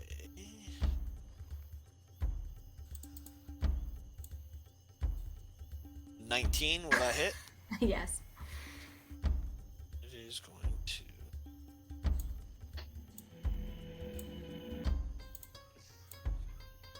$17 points of slashing damage. Damn. Jesus. Okay. That drops you out of. Wait. Zula, where are you at? Because the way Wild Shape works is it'll drop you out and back into normal form. Yeah. So I am still crocodile Nice. for like a short time. Okay. All right. Still crocodile. But yeah, I know. That's why I turned wild shape so I could Got flip it. back into Zula after this. Its tongue just. Next up is Kashta.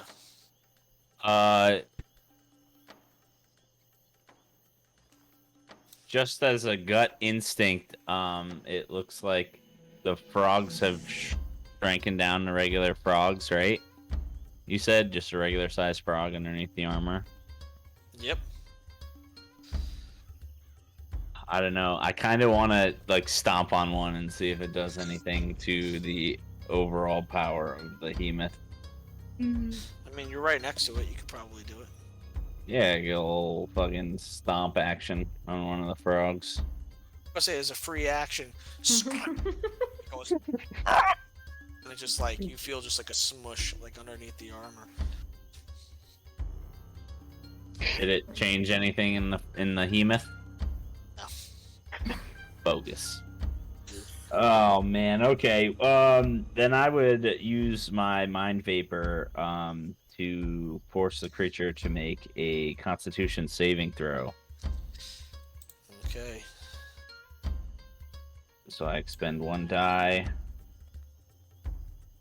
Has to make 11. All right, it has to make a 14. Constitution is the target creature doubles over in pain and becomes paralyzed. Okay. Until when? The next turn? I believe so. To the end of my next turn, I believe is the ruling. Gotcha. It is going to use one of its legendary actions to succeed instead. Or legendary, legendary actions succeed instead. Is that your turn?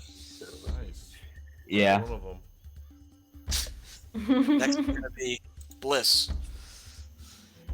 Yeah, I mean, I think this is part of my calling. I gotta run up there and do some dirty work right about now. So I'm gonna run up to the bridge as far as I can. That's right around 25 feet. And, unsheathing my rapier, going back on this guy's backside as a sneak attack if he doesn't see me coming. Okay. All right, let's see what we got here.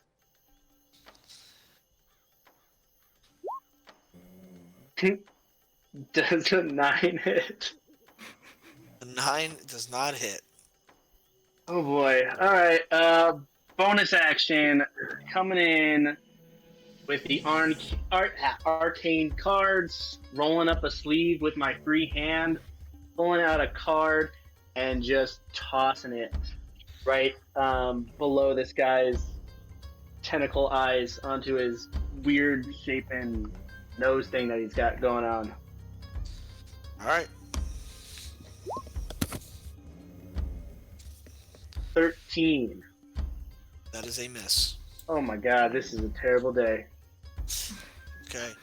These cards just like flutter off into the distance, puff into a cloud of magical smoke. You want to move away or what? No, because then we'll get an opportunity attack. I'm going to stay there. Goddamn. All right, Hope, you're up. Oh, okay. People rolled worse than me. Oh shit! I didn't see that. Sorry, guys. It's gonna be next up is Zula and then Orin. All right. Yeah. So Hope, while casting Hexblade's curse on him using a bonus action, he kind of just mutters under his breath, "Even from a god, I can't escape my infernal blood." As he just like walks, just like power struts his way up drawing his short swords and going in for one attack with his attack action. All right. Does the 15 hit? Just hits. Oh my god. Okay, Nice. there we go. That's There we go. 14 points of piercing damage. 14 points of piercing. Take Right. that, you amphibian Oh fuck. wait, Mm-hmm. yeah. That was Yeah. that was max roll, baby. Dude, that's Yeah. nice. Yeah, that was max roll. All right. Oh yeah. That ends my turn. All right, next up, Zula. Okay, so pissed off that he hit me pretty well. I want to take my crocodile. I want to actually go under the water, and I want to bite one of his legs, and hopefully, if I can get that bite, that will also grapple him, because Okay. crocodiles love frogs. Oh, you So, got it. yeah. Death I roll.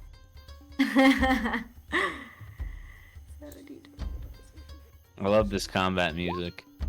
Ah! Nice. Yeah, nice. Nat 20! That's not a nat Oh, 20. that's Yeah, I not was nat about to 20. say. Sorry, that's a plus 4. That's a Yeah. plus 4. Sorry, no, the thing was like in front of it, so all I saw was the 20, and I was like, Nice. what? Yeah. So 20. So does a 20 hit? 20 hits. Perfect. Okay, so it's so there's one thing here that says hit 7, and then it has quotations 1d10 plus 2. It's just a 1d10 plus 2, correct? Yeah. So Or is that's it- the number in front of it is just average damage. Oh, okay, okay. You So can I just wanna roll, make or you sure. can use the average damage. No. I'm gonna do 10 plus 2. Nice. Oh. Ah, Yeah. nice damage. Bruh. Okay, and then I am grappling him, so he's got to roll. Roll a strength check. And he has to roll a DC. Okay. DC what? DC 12. All right. He failed. We Yeah, go with he a failed, plus so he 6. is grappled. So he is grappled. I took him Yes. from I took him from the bottom with his legs in my mouth and fucking dragged him so that now like my tail is like on top of him. All right. Awesome. All right. Cool. Okay. Next up is going to be Orin. All right, so as a bonus action first, I'd like to dash. Now I can do a bonus action then an action. I just want to make sure I'm not You can do wasting an action. Yeah.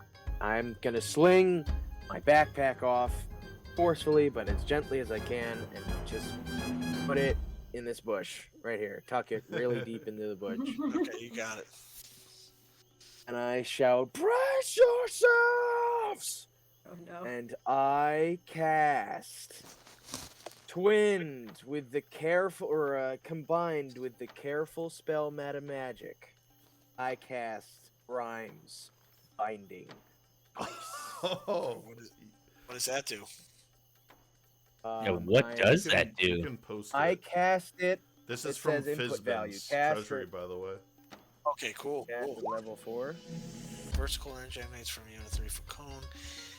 Each area must each creature, so 30-foot cone. But he's So using I- careful I- spell from Meta. Oh, Magic. he's using.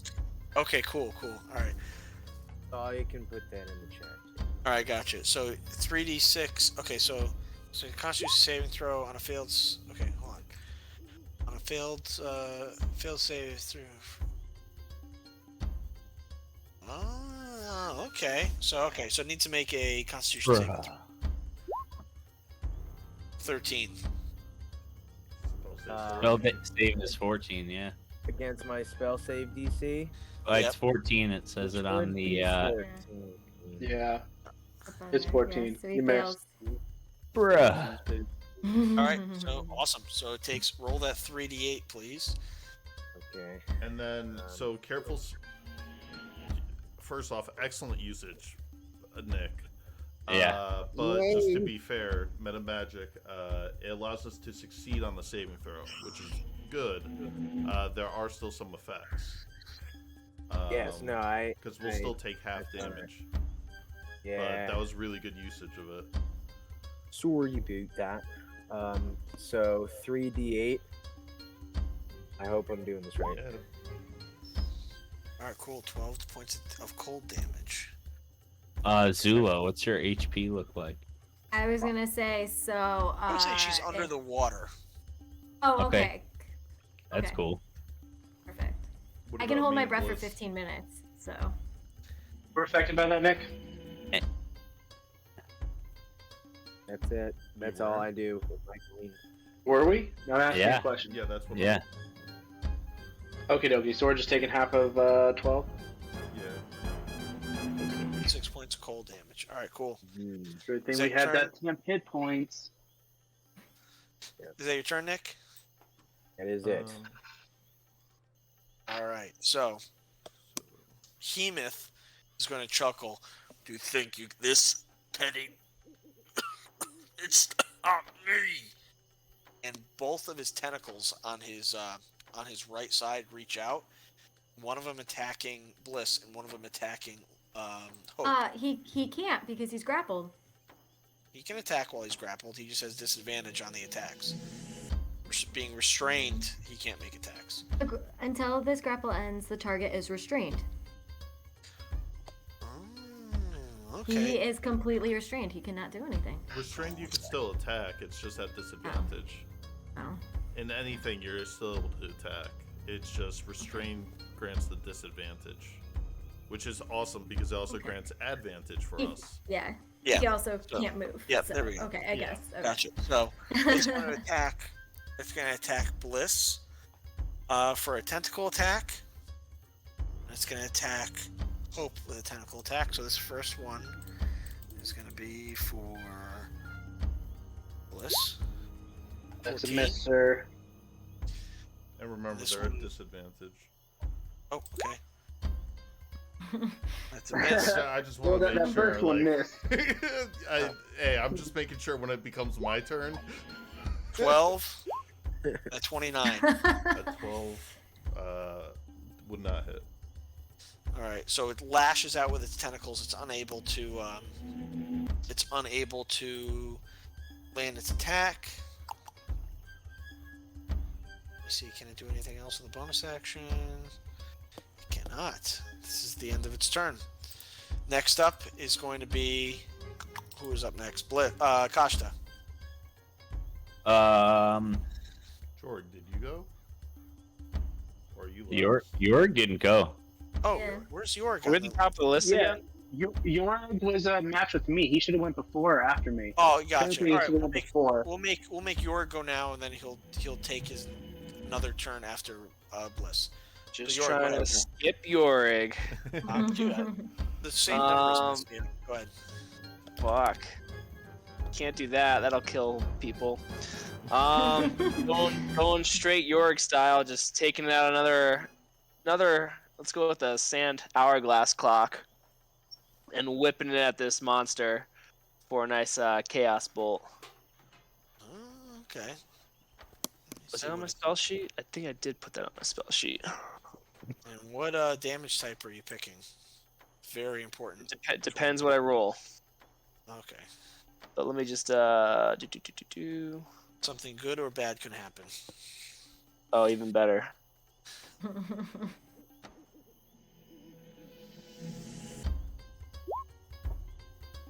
Did that work?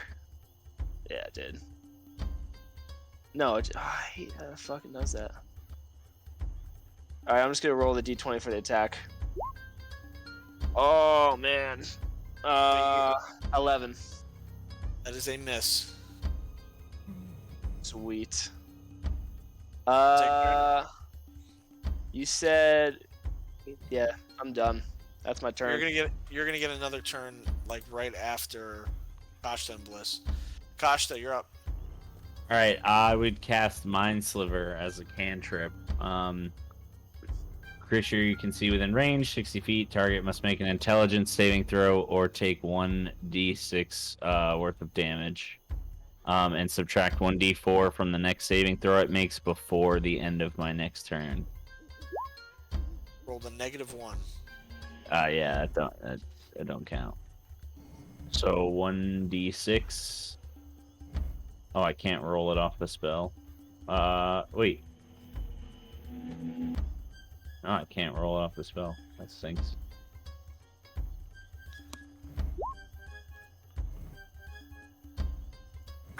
Two points of damage. Yep. And it takes a D4 off its next. Go ahead and roll that D4. That'll be the number that subtracts off. It's any saving throw or an intelligence saving throw. Next saving throw. So it's the next saving throw before the end of my next turn. So if somebody else forces them to make a saving throw, it's -3. Gotcha. Ooh, I like that. Next Mind up's gonna be Sliver's pretty Blitz. cool. Yeah. I just want to say, as it tried to attack me, I stood there very stoically, one hand on my hip, and then using the pommel of my rapier to swat his tentacle away. And then now, as I'm still right next to him, come back up with another rapier attack. Hoping this one goes better. Let's see. 21. Does it hit? That is definitely it. Do that. 13 piercing damage. And of course, as the bonus action, still with a deck of cards in my other hand, picking one out, tossing it at the same spot, going in between underneath his eyes on that weird nose spot. Throwing that card, what do I get here? A 10. Fuck. That's a 10. Okay, 10 points of damage. As the card explodes. Not 10 points of damage. That was hit the was hit. 10. Oh, the hit. Oh no, I'm sorry. And no, that does not hit. All Then right. it would. Yeah, that's it. Next up is going to be Jorg. Knowing that the sand clock hourglass didn't work, I'm fumbling through my pockets, throwing out a sand watch, throwing out a water glass, throwing out a sundial, and I'm like, ooh, a pocket watch. Pick that out of my coat and chuck it at the monster again for another chance at Chaos Bolt. Why is the attack never go? You just did a 14. Oh, it did. 14 hit? Yep, 14 does hit. So 11 and 5 are the things. So wait. Those are at advantage, so it would just be your 11 because that one was first. Okay, so 7 and 4. So I'm gonna pick type of damage as in pick a 7 or a 4. I'm gonna go with force damage. Force damage? So what's the total damage? 16. Oh. 16 plus all 5. force damage? All Yes. force damage? All force damage. Okay. This just like undulating, rippling wave just boom hits against the Heemoth. You can see just like this concussive force, just like as his flesh just kind of like ripples, as he like kind of spits up this saliva and mucus, and that is awesome. So 16 points.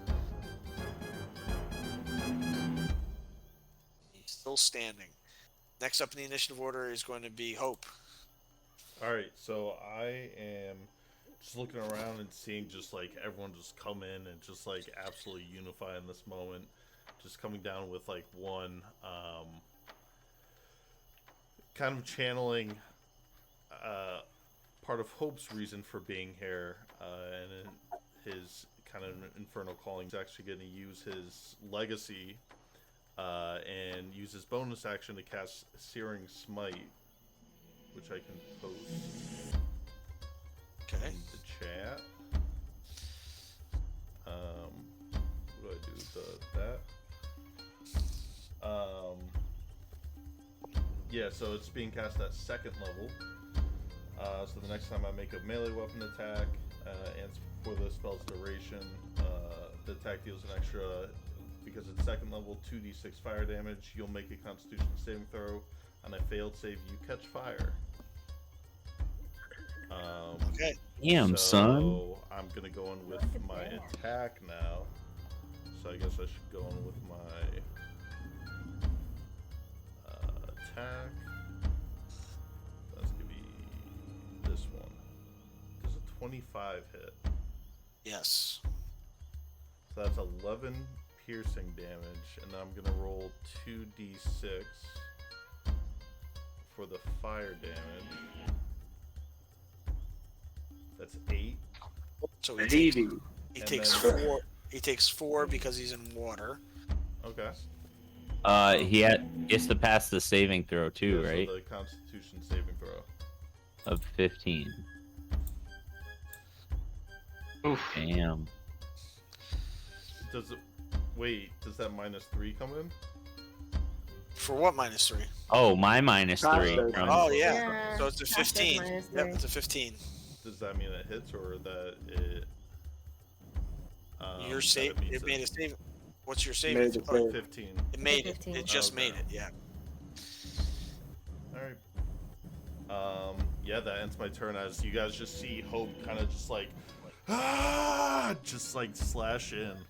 And right as he does, his blade just lights a flame. And the flames try to like lick at Froggy's body, but no purchase. Okay. All right. Next up in the initiative order is going to be Zula. Because I can, again, hold my breath for 15 minutes, I want to just stay in my bite mode and keep him grappled at this point. All right. Okay. Cool. Next up in the initiative order is going to be Orin.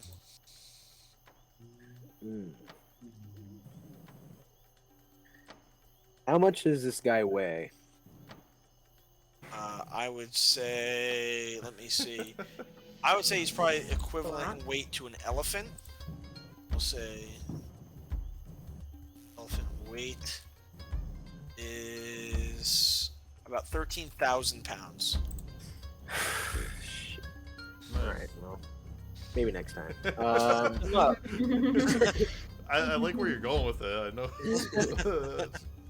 Good Tass thought. was about to get flung, dude. Yeah. Any way I could twin spell mage armor and give it to the two goons slashing away because they might need it more. We wouldn't need mage armor because it wouldn't affect us because we're already wearing Yeah. armor. Oh, okay. All right. Yeah. And So it'd be just make more sure for you're me. tracking your sorcery points.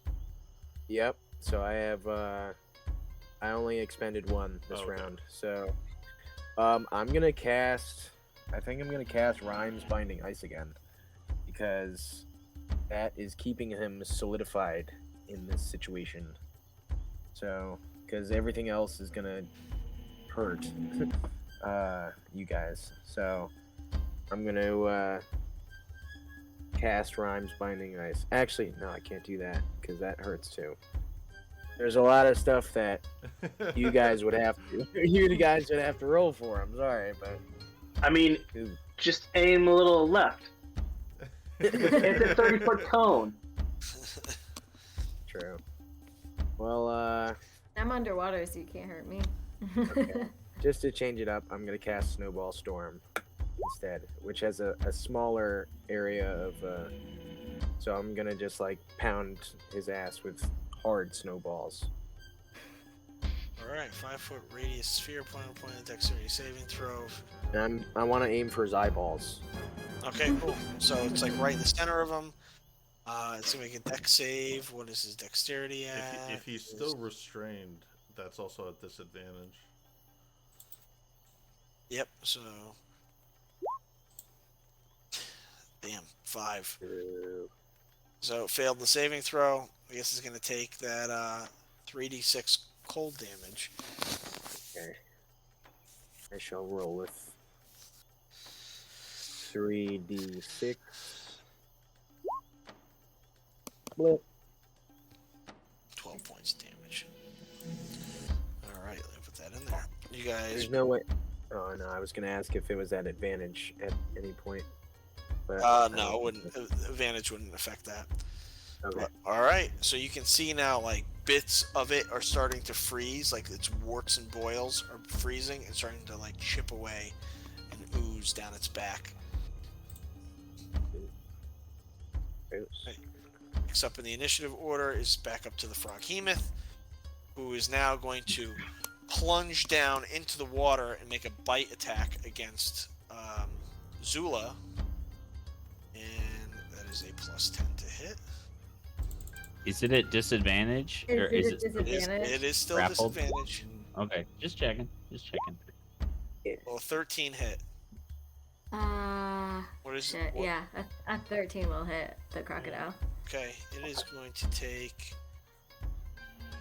2d8 plus 6, 13 points of damage.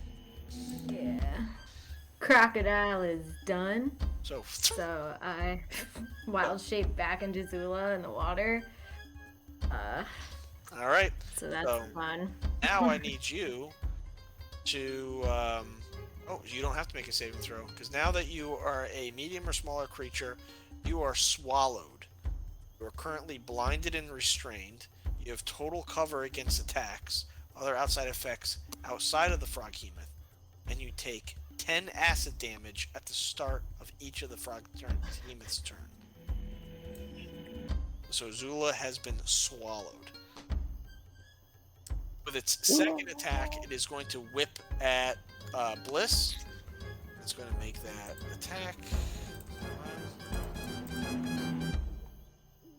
Do I take that 10 now? Nope, So do I at the take start 10 of its now? next turn. Start of its next turn. Okay. so 27 still- for the first one. Oh, it's not at disadvantage anymore, so because Yeah. it's not being grappled. So 27, will that hit? Nope. Yeah. Yeah, dude, you hit me. All right. 3d8 plus 6.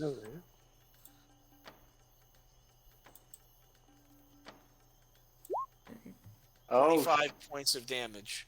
you did bludgeoning some damage. work there. All right, Wait, hold on. I'm not done yet. not done yet. I think you could stop. And you are now grappled. Oh shoot! All right. And with the rest, as you can start feeling yourself being dragged off the dock towards the water. All right. Next up is Kashta. Okay, I have a quick question about cantrips. You can cast cantrips as a bonus action, right? But you Unless- can't. But So- not if you casted a spell as your action. So you, yes, Right? So like you can't cast 2 leveled spells in a turn. But if you cast a cantrip as an action, you can cast a spell as a bonus action. a spell. I think it's just no. Yeah, no, it's the spell is the action, the cantrip is a bonus action, or something like that. But however you want to do it. No. However you want to do it. Well, I gotta look up the Nick. You want to look up the rules real quick? I mean, Casting from my understanding, it's up to the DM. I know, like, I play where it's free range. You can cast any amount of Well- any leveled spells anytime. Let's just say you can cast either 2. You could cast 2 cantrips a turn as long as one has a casting time as a bonus action, or you can cast 1 leveled spell in the cantrip, but you can't cast 2 leveled spells in a single turn. Okay. Okay. Damn. I hate the wizard spell list. There's not much for bonus action spells. Okay. I would cast Mind Sliver again then. All right. So it's going to have that -4 on the saving throw. No, it doesn't get -4 on the No, saving it has throw. it has -4 because that's what its intelligence modifier is. Oh, okay. Oh, well, all right then. So Seems now, to have isolated its weak point.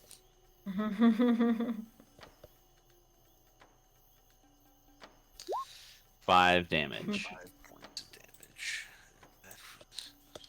You guys He's got about halfway down. Starting to get nervous. You can see the god getting nervous. Is that your turn? That's my turn. All right, and you want to roll that d4 so we know what the Oh, okay. next up will be Bliss. Nice. who's going to be 4. grappled. Sweet. First plan of action is trying to get myself unrestrained. Get out of this dude's tentacle. All right, you need to make a acrobatics check or an athletics check. Acrobatics it is. You need to beat a 19. Ooh. All right, let's do this. Damn. You remain grappled. Bonus action. Can I still, at disadvantage, I'm assuming, throw one of my cards? Yes, you can. Wait, All is he right. grappled or restrained? Grappled. Yeah, so it's not. It's when you're Yeah. restrained, it's disadvantage. Oh, so it's normal. All right. It's just you Let's can't do this. move anywhere. Your speed is 0. Yes, Right. grappled. 21 hit. 21 will hit. Yes, finally. All right. Why did that do that again? Hold on. All right. We got 17 points. Pulling out the jack on this guy. Jack. All right, you got it. 17 points of damage as this card just erupts. And you can see like these sigils of just like jacks just like floating up in the air before they disperse. And you can see like its teeth are just starting to fall out of the loose sockets in its mouth. All right, next up, Yorg. Jeez. I'm already like getting fresh out of spell slots. I'm gonna wander on over here. Just so I can toss I could produce some flame and just hurl at his that nice little tongue that's sticking out, kind of like a burnt tongue sensation. Oh, like you bit on it's like pizza that was too hot. Yep. All right, cool. Does a sick 22 hit. 22 will hit. Dope. What do I have to roll here? Let's see. Use flame 1d8. Very minimal. Yeah. Oh. But he's gonna take half damage because he's in the water. His tongue sticking out of the water. Yeah, the rules are like if they're like in the most of their body's in the water, then it's gonna be half damage on fire damage. Like, I mean, it's just getting steamed now. Take some more damage. is that your turn, pal? Yeah, that's Buddy my old turn. pal? All right, Hope. What are we doing now? All right. Bliss is beside you, being pulled down into the water. I see that, but there's also somebody in him.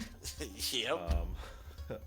So. Oh wait, Zulu's in him. Oh shit, she's on the map.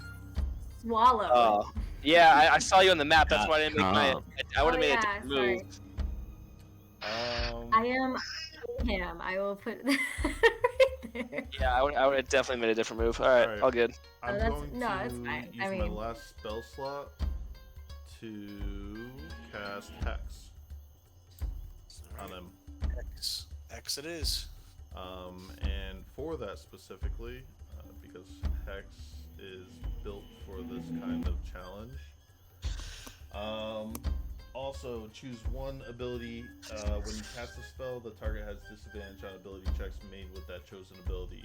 Strength will be the ability chosen. So he has disadvantage? All of his grapple checks will be at disadvantage now. Are they the checks or saving throws? It is checks. It is ability checks. All right, sounds good. It's like the only useful check to do with Hex in combat, at least. Like, no, you're not gonna make an intelligence check. Well, maybe, who knows? Anyways, that was my bonus action, so I'm coming in with one main-handed short sword attack. All right, Roll a 19 hit. yes it will. Yeah, buddy. That's 10, and then plus a d6 for Hex. 11 points of damage. 11 points of damage. Just kind of like screaming in there. Zula! Zula! It's cutting. All right. Next up is going to be Zula. I can't do anything, right? Or can I?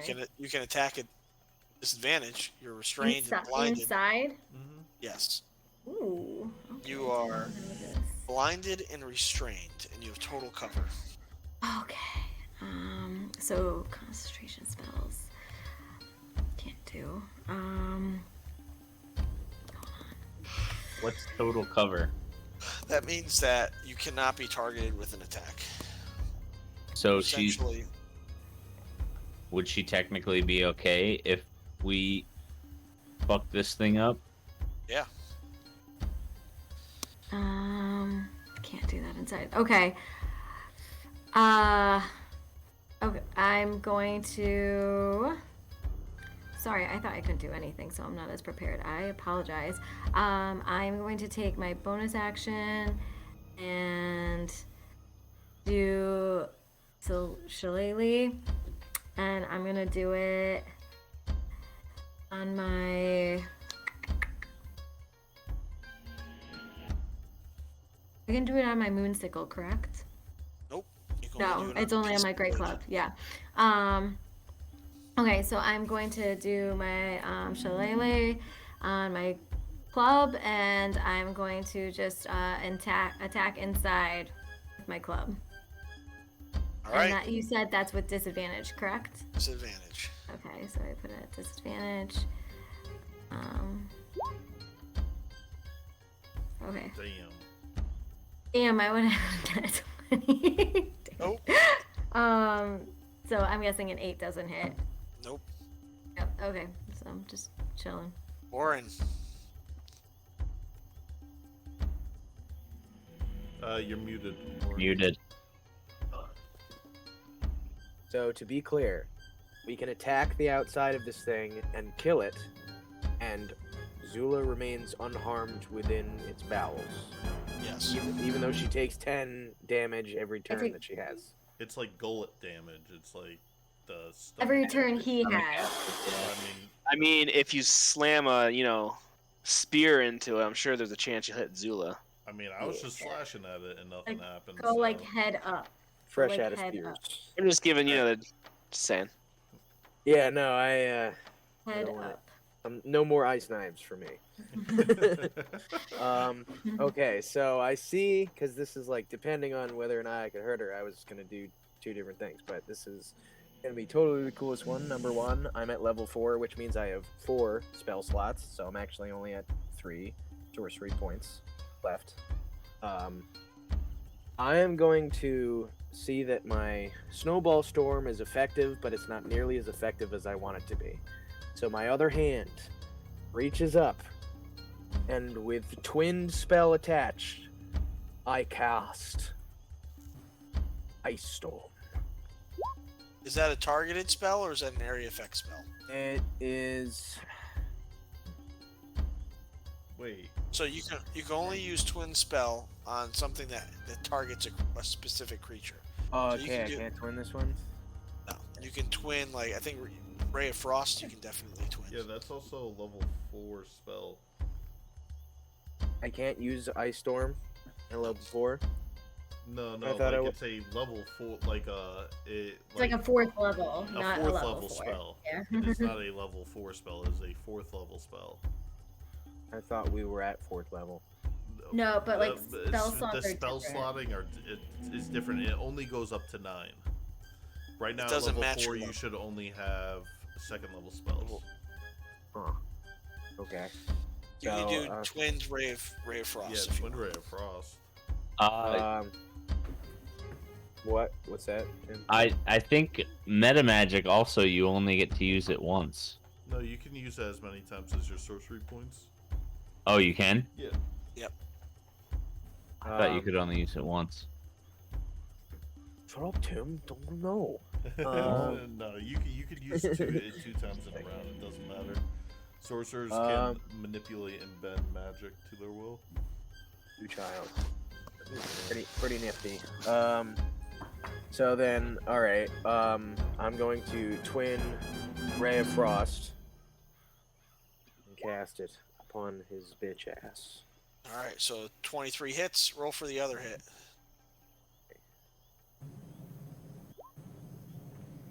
And the 9 misses. So just roll damage. Just click on where it says Ray of Frost in the box. Who's drawing over there? I am. I don't know how to get rid of it. I clicked on the wrong icon. So, it's Sorry. only 7, or is it 14? Thank 7 you. damage. Wow. Because one of them missed. All right. Well, nothing else I can do. So. All right. At the top of the order is going to be Heemoth and Zula. Take 10 acid damage, please. He is going to pull Bliss down and make a bite attack as he pulls Bliss towards his mouth.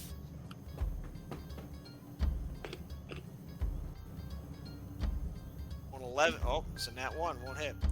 Ah, And Hey. so he's still grappling Bliss, and then he's going to reach with his other tentacle and try to grab Orin. Will 21 hit? Damn. Yeah. You are grappled, my friend, and you are going to take 2. jeez, I'm glad you didn't get that bite attack. I could not take it. Take 9 points of bludgeoning damage there, Nick. Great. Next up in the order is going to be Kashta. I keep casting Mind Sliver, All right. but I'm going to cast it as a 2nd level. Wait, it's a cantrip, Mind Sliver? Yeah. So you can't cast upcast. that. Oh, you can't. What? You can't upcast a cantrip. Oh, okay. Then I'll just cast it at the regular level. So spell save is 13, and on a failure it takes the d6. Roll to 2. Takes 5 points of damage and 2 off of its next saving throw. All right. Next up is going to be Bliss. And I don't get disadvantaged even though I'm grappled, correct? No disadvantage. Alright, then, I'm going to be a little risky on this one. I'm going to stay grappled and just slice away with the rapier. We're coming in with a boom. Nat 20, baby. Nice.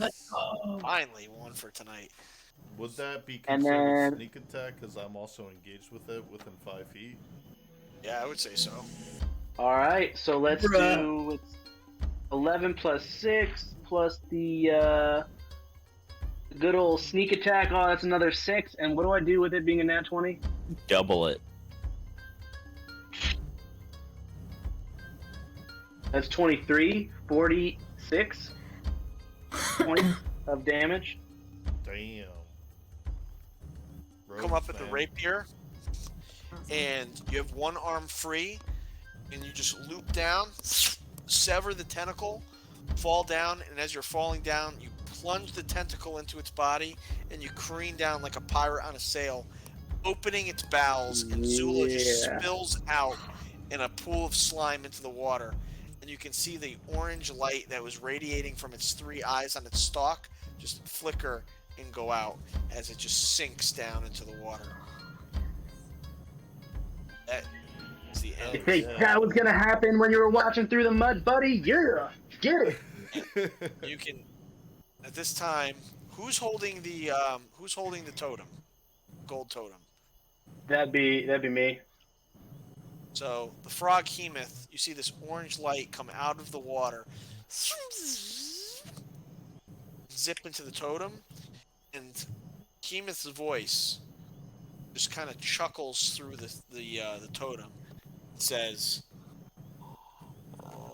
Felled by my champion. Restore balance to the valley. Prevent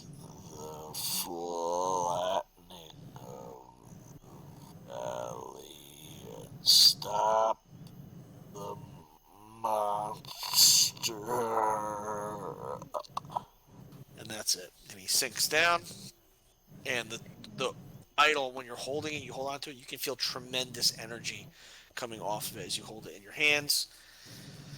And in um, Hope, you can hear just like this faint laugh in your head.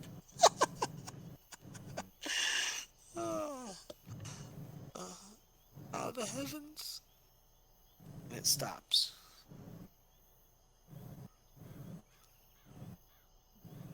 All right. That's what I have for you. Michael, in your hand is the totem of the mud god. Once attuned to it, you cannot unattune to it. When you're attuned to it, your next level up, you skip your next level up. But the following level up, you get a level in your normal class, and then you get an additional level in sorcerer. And this sorcerer is the Anoran soul sorcerer, which grants you the powers of the frog Heemoth, and eventually the ability to summon this frog Heemoth. So basically, you have a delayed level up if you attune to it. You can give it to anybody you want. So Well, I'm holding it, and I just want to let the group know that because they didn't know I had it this entire time, aside from Kachta. So I just want to be like, was holding this for safekeeping. Obviously, we needed it.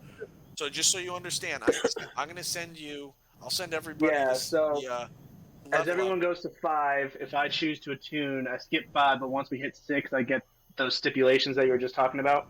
You become a level 5 rogue and a level 1 sorcerer. And Okay, then I see what you you're talking skip about. the next one, you become a level 6 and then a level 2. So you're basically getting delayed level up, but you are dual classing. You're not multi-classing. You're getting 2 classes. Damn. Yeah, you're gonna have to send me this stuff because I want to read this. Cool.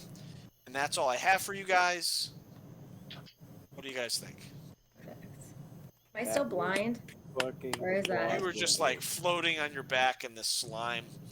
Before we, I was gonna say before we go, can I do healing word on myself so I don't have acid damage anymore? Sure, if you'd like. Okay. Just wanna before I forget. You got 0 hit points. What? You didn't go to 0 hit points. No, because that was the crocodile. So once you hit 0 in the crocodile, you go back to Zula, like wherever I was. Nice. Pretty sweet. Perfect. What So, I got 8. What did everybody think? Starting with, we'll do the same order. Let's see if I remembered what the order was from the start. Nick. Yeah, dude. This was probably one of the most cinematic and perplexing. Like, it was a very conundrumish bunch of stuff that happened. Like, really, like everything from the bridge scene to the way you voiced Frog Heemoth, which I thought was like probably the most terrifying shit I've ever heard. It was really very well done. So, and I hope this can like, make this valley kind of cheer up a little bit, because man, is it drab around here. I don't like all this nonsense going on, but good job. What about you, Del? Yeah, I have 2 spells, or 1 cantrip and 1 spell that I just added when I went level 4, and I'm so disappointed I never got to use one of them. Because the cantrip I got, well, I wish someone went down, because Spare the Dying, like, my whole idea was, like, I would make, like, this pacemaker type heart and just plunge it into someone's chest, and then they'll be attuned to that thing for the rest of the game. I'm like, that'd be sweet. And then the other one was Thunder Wave, which I didn't get to use because everyone was around Frog Heemoth. I'm like, sweet, I can't run up and like kamikaze everyone. Next time. Other than that, it was pretty sweet. Like, there's so much stuff I wanted to do, but I'm like, fuck, I'll just wait. And like, it was a fun session. Who was next? Tim? Was Tim next, I think? I believe so. Yeah. I can't get over the bullywugs, man. I'm a real big fan. It's like you deal with so many humanoid creatures and things that are motivated, like we are, and you can kind of get when they're not like feeling whatever you're trying to do with them, but like the bullywugs are just like, yeah, thanks for saving my life. I'm gonna eat you now, and like I just wonder. the whole I wonder if dynamic. you're- Stepped on one as a science experiment. Yeah, I just want to make sure, dude. Well, the question is, who's to say that the bullywugs still even exist? Right, right. Exactly, which is it's just wild. It's like just them overall though, and then like the interaction with Rip It on the bridge, and I was as a player and as my character, I was like taken back by Hope's show of like, um, spare these things that have been causing us so much turmoil. Like they don't give a shit if we live or die. Like I don't know, I don't trust them, but I just really like the dynamic that it brings. It was so different, and whether they still exist or not, it was like it was pretty badass. Mike. The starting bridge scene just has the spiders watched and literally could have done something this entire time. Comical, hated it, still comical. And then having this last combat scene kind of like really take some people out to like the limits. I know I was almost dead, and then just taking a risk of not trying to ungrapple myself, which paid off in the end to take it down, which was pretty cool. And then you talking about an artifact coming at us. Didn't see the god totem being that thing. So the fact that like we just stole it just because it was something to take because we thought it was of value, it definitely has huge value now. Like whether you planned that from the beginning or just kind of went with it as that was our style of playing this campaign, I don't know. But either way, it was really cool. Ash.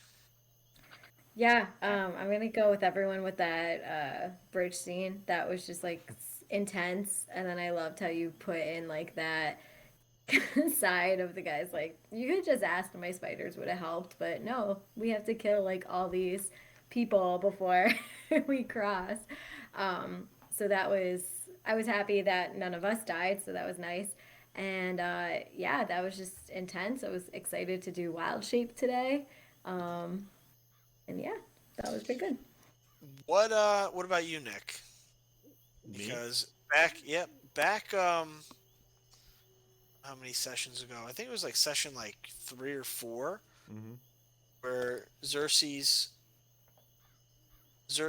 asked you to kill Heemoth. Mm-hmm. So now that it's done, what do you think your place is? He's is Hope is going to be patiently awaiting the beck and call of Xerxes. We'll have to. I think we'll have to talk off stream about what that may entail and everything. So I'm interested. I see through what Frog Hemoth is saying. I see this.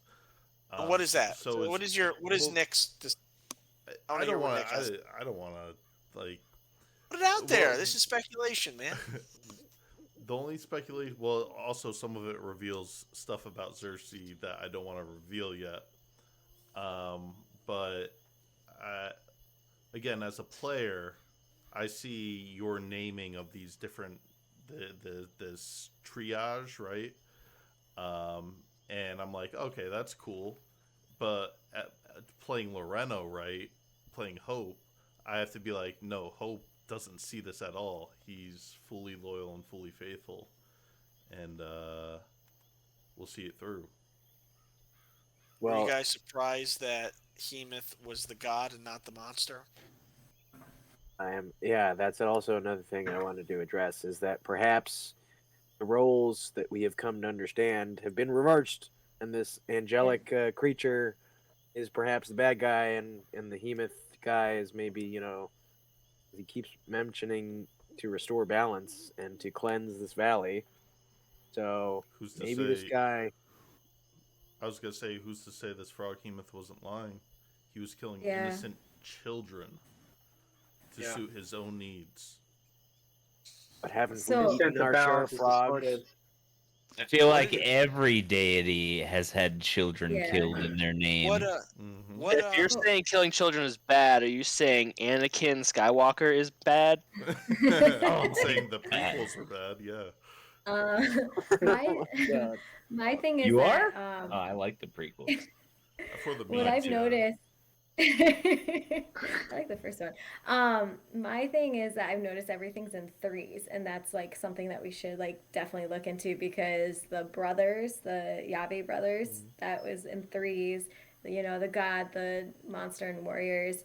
I know that Dave has kind of mentioned that this is very Harry Potter esque, so it's just like reminding me of that like triage. But I definitely am putting that in the back of my mind, Azula, that like threes is like a big thing. Also, the whole father and how like when we were talking, one of the people they were or the ghost guy, like that essence of whatever, and how father has like never changed in 600 years. I think is also very interesting and something to look into.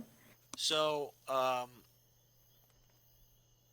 think before we end, I think something that you should dwell on is for a millennium, the monster has tried to upset the balance from below, and now they're trying from above. So Uh, that, what was your favorite part, Dave? not that I kept on missing all of those tentacle attacks because I was trying to gobble up everybody. Um, I mean, I want it to be apparent that it was a weakened frog Heemoth monster, where like obviously like he wasn't receiving sacrifices, his health pool was lower. You know, some of his checks like he'd have like, every other time I'd make him roll with a +6 modifier or a +10 modifier, like to kind of show that he's exhausted. I the combat I thought was good. I really liked the bridge scene, but I was trying to like goat you guys into. I don't know. It was enjoyable for me, but I wish that I would have Killed one of us. convinced no your evil sides to like be impulsive and just murder.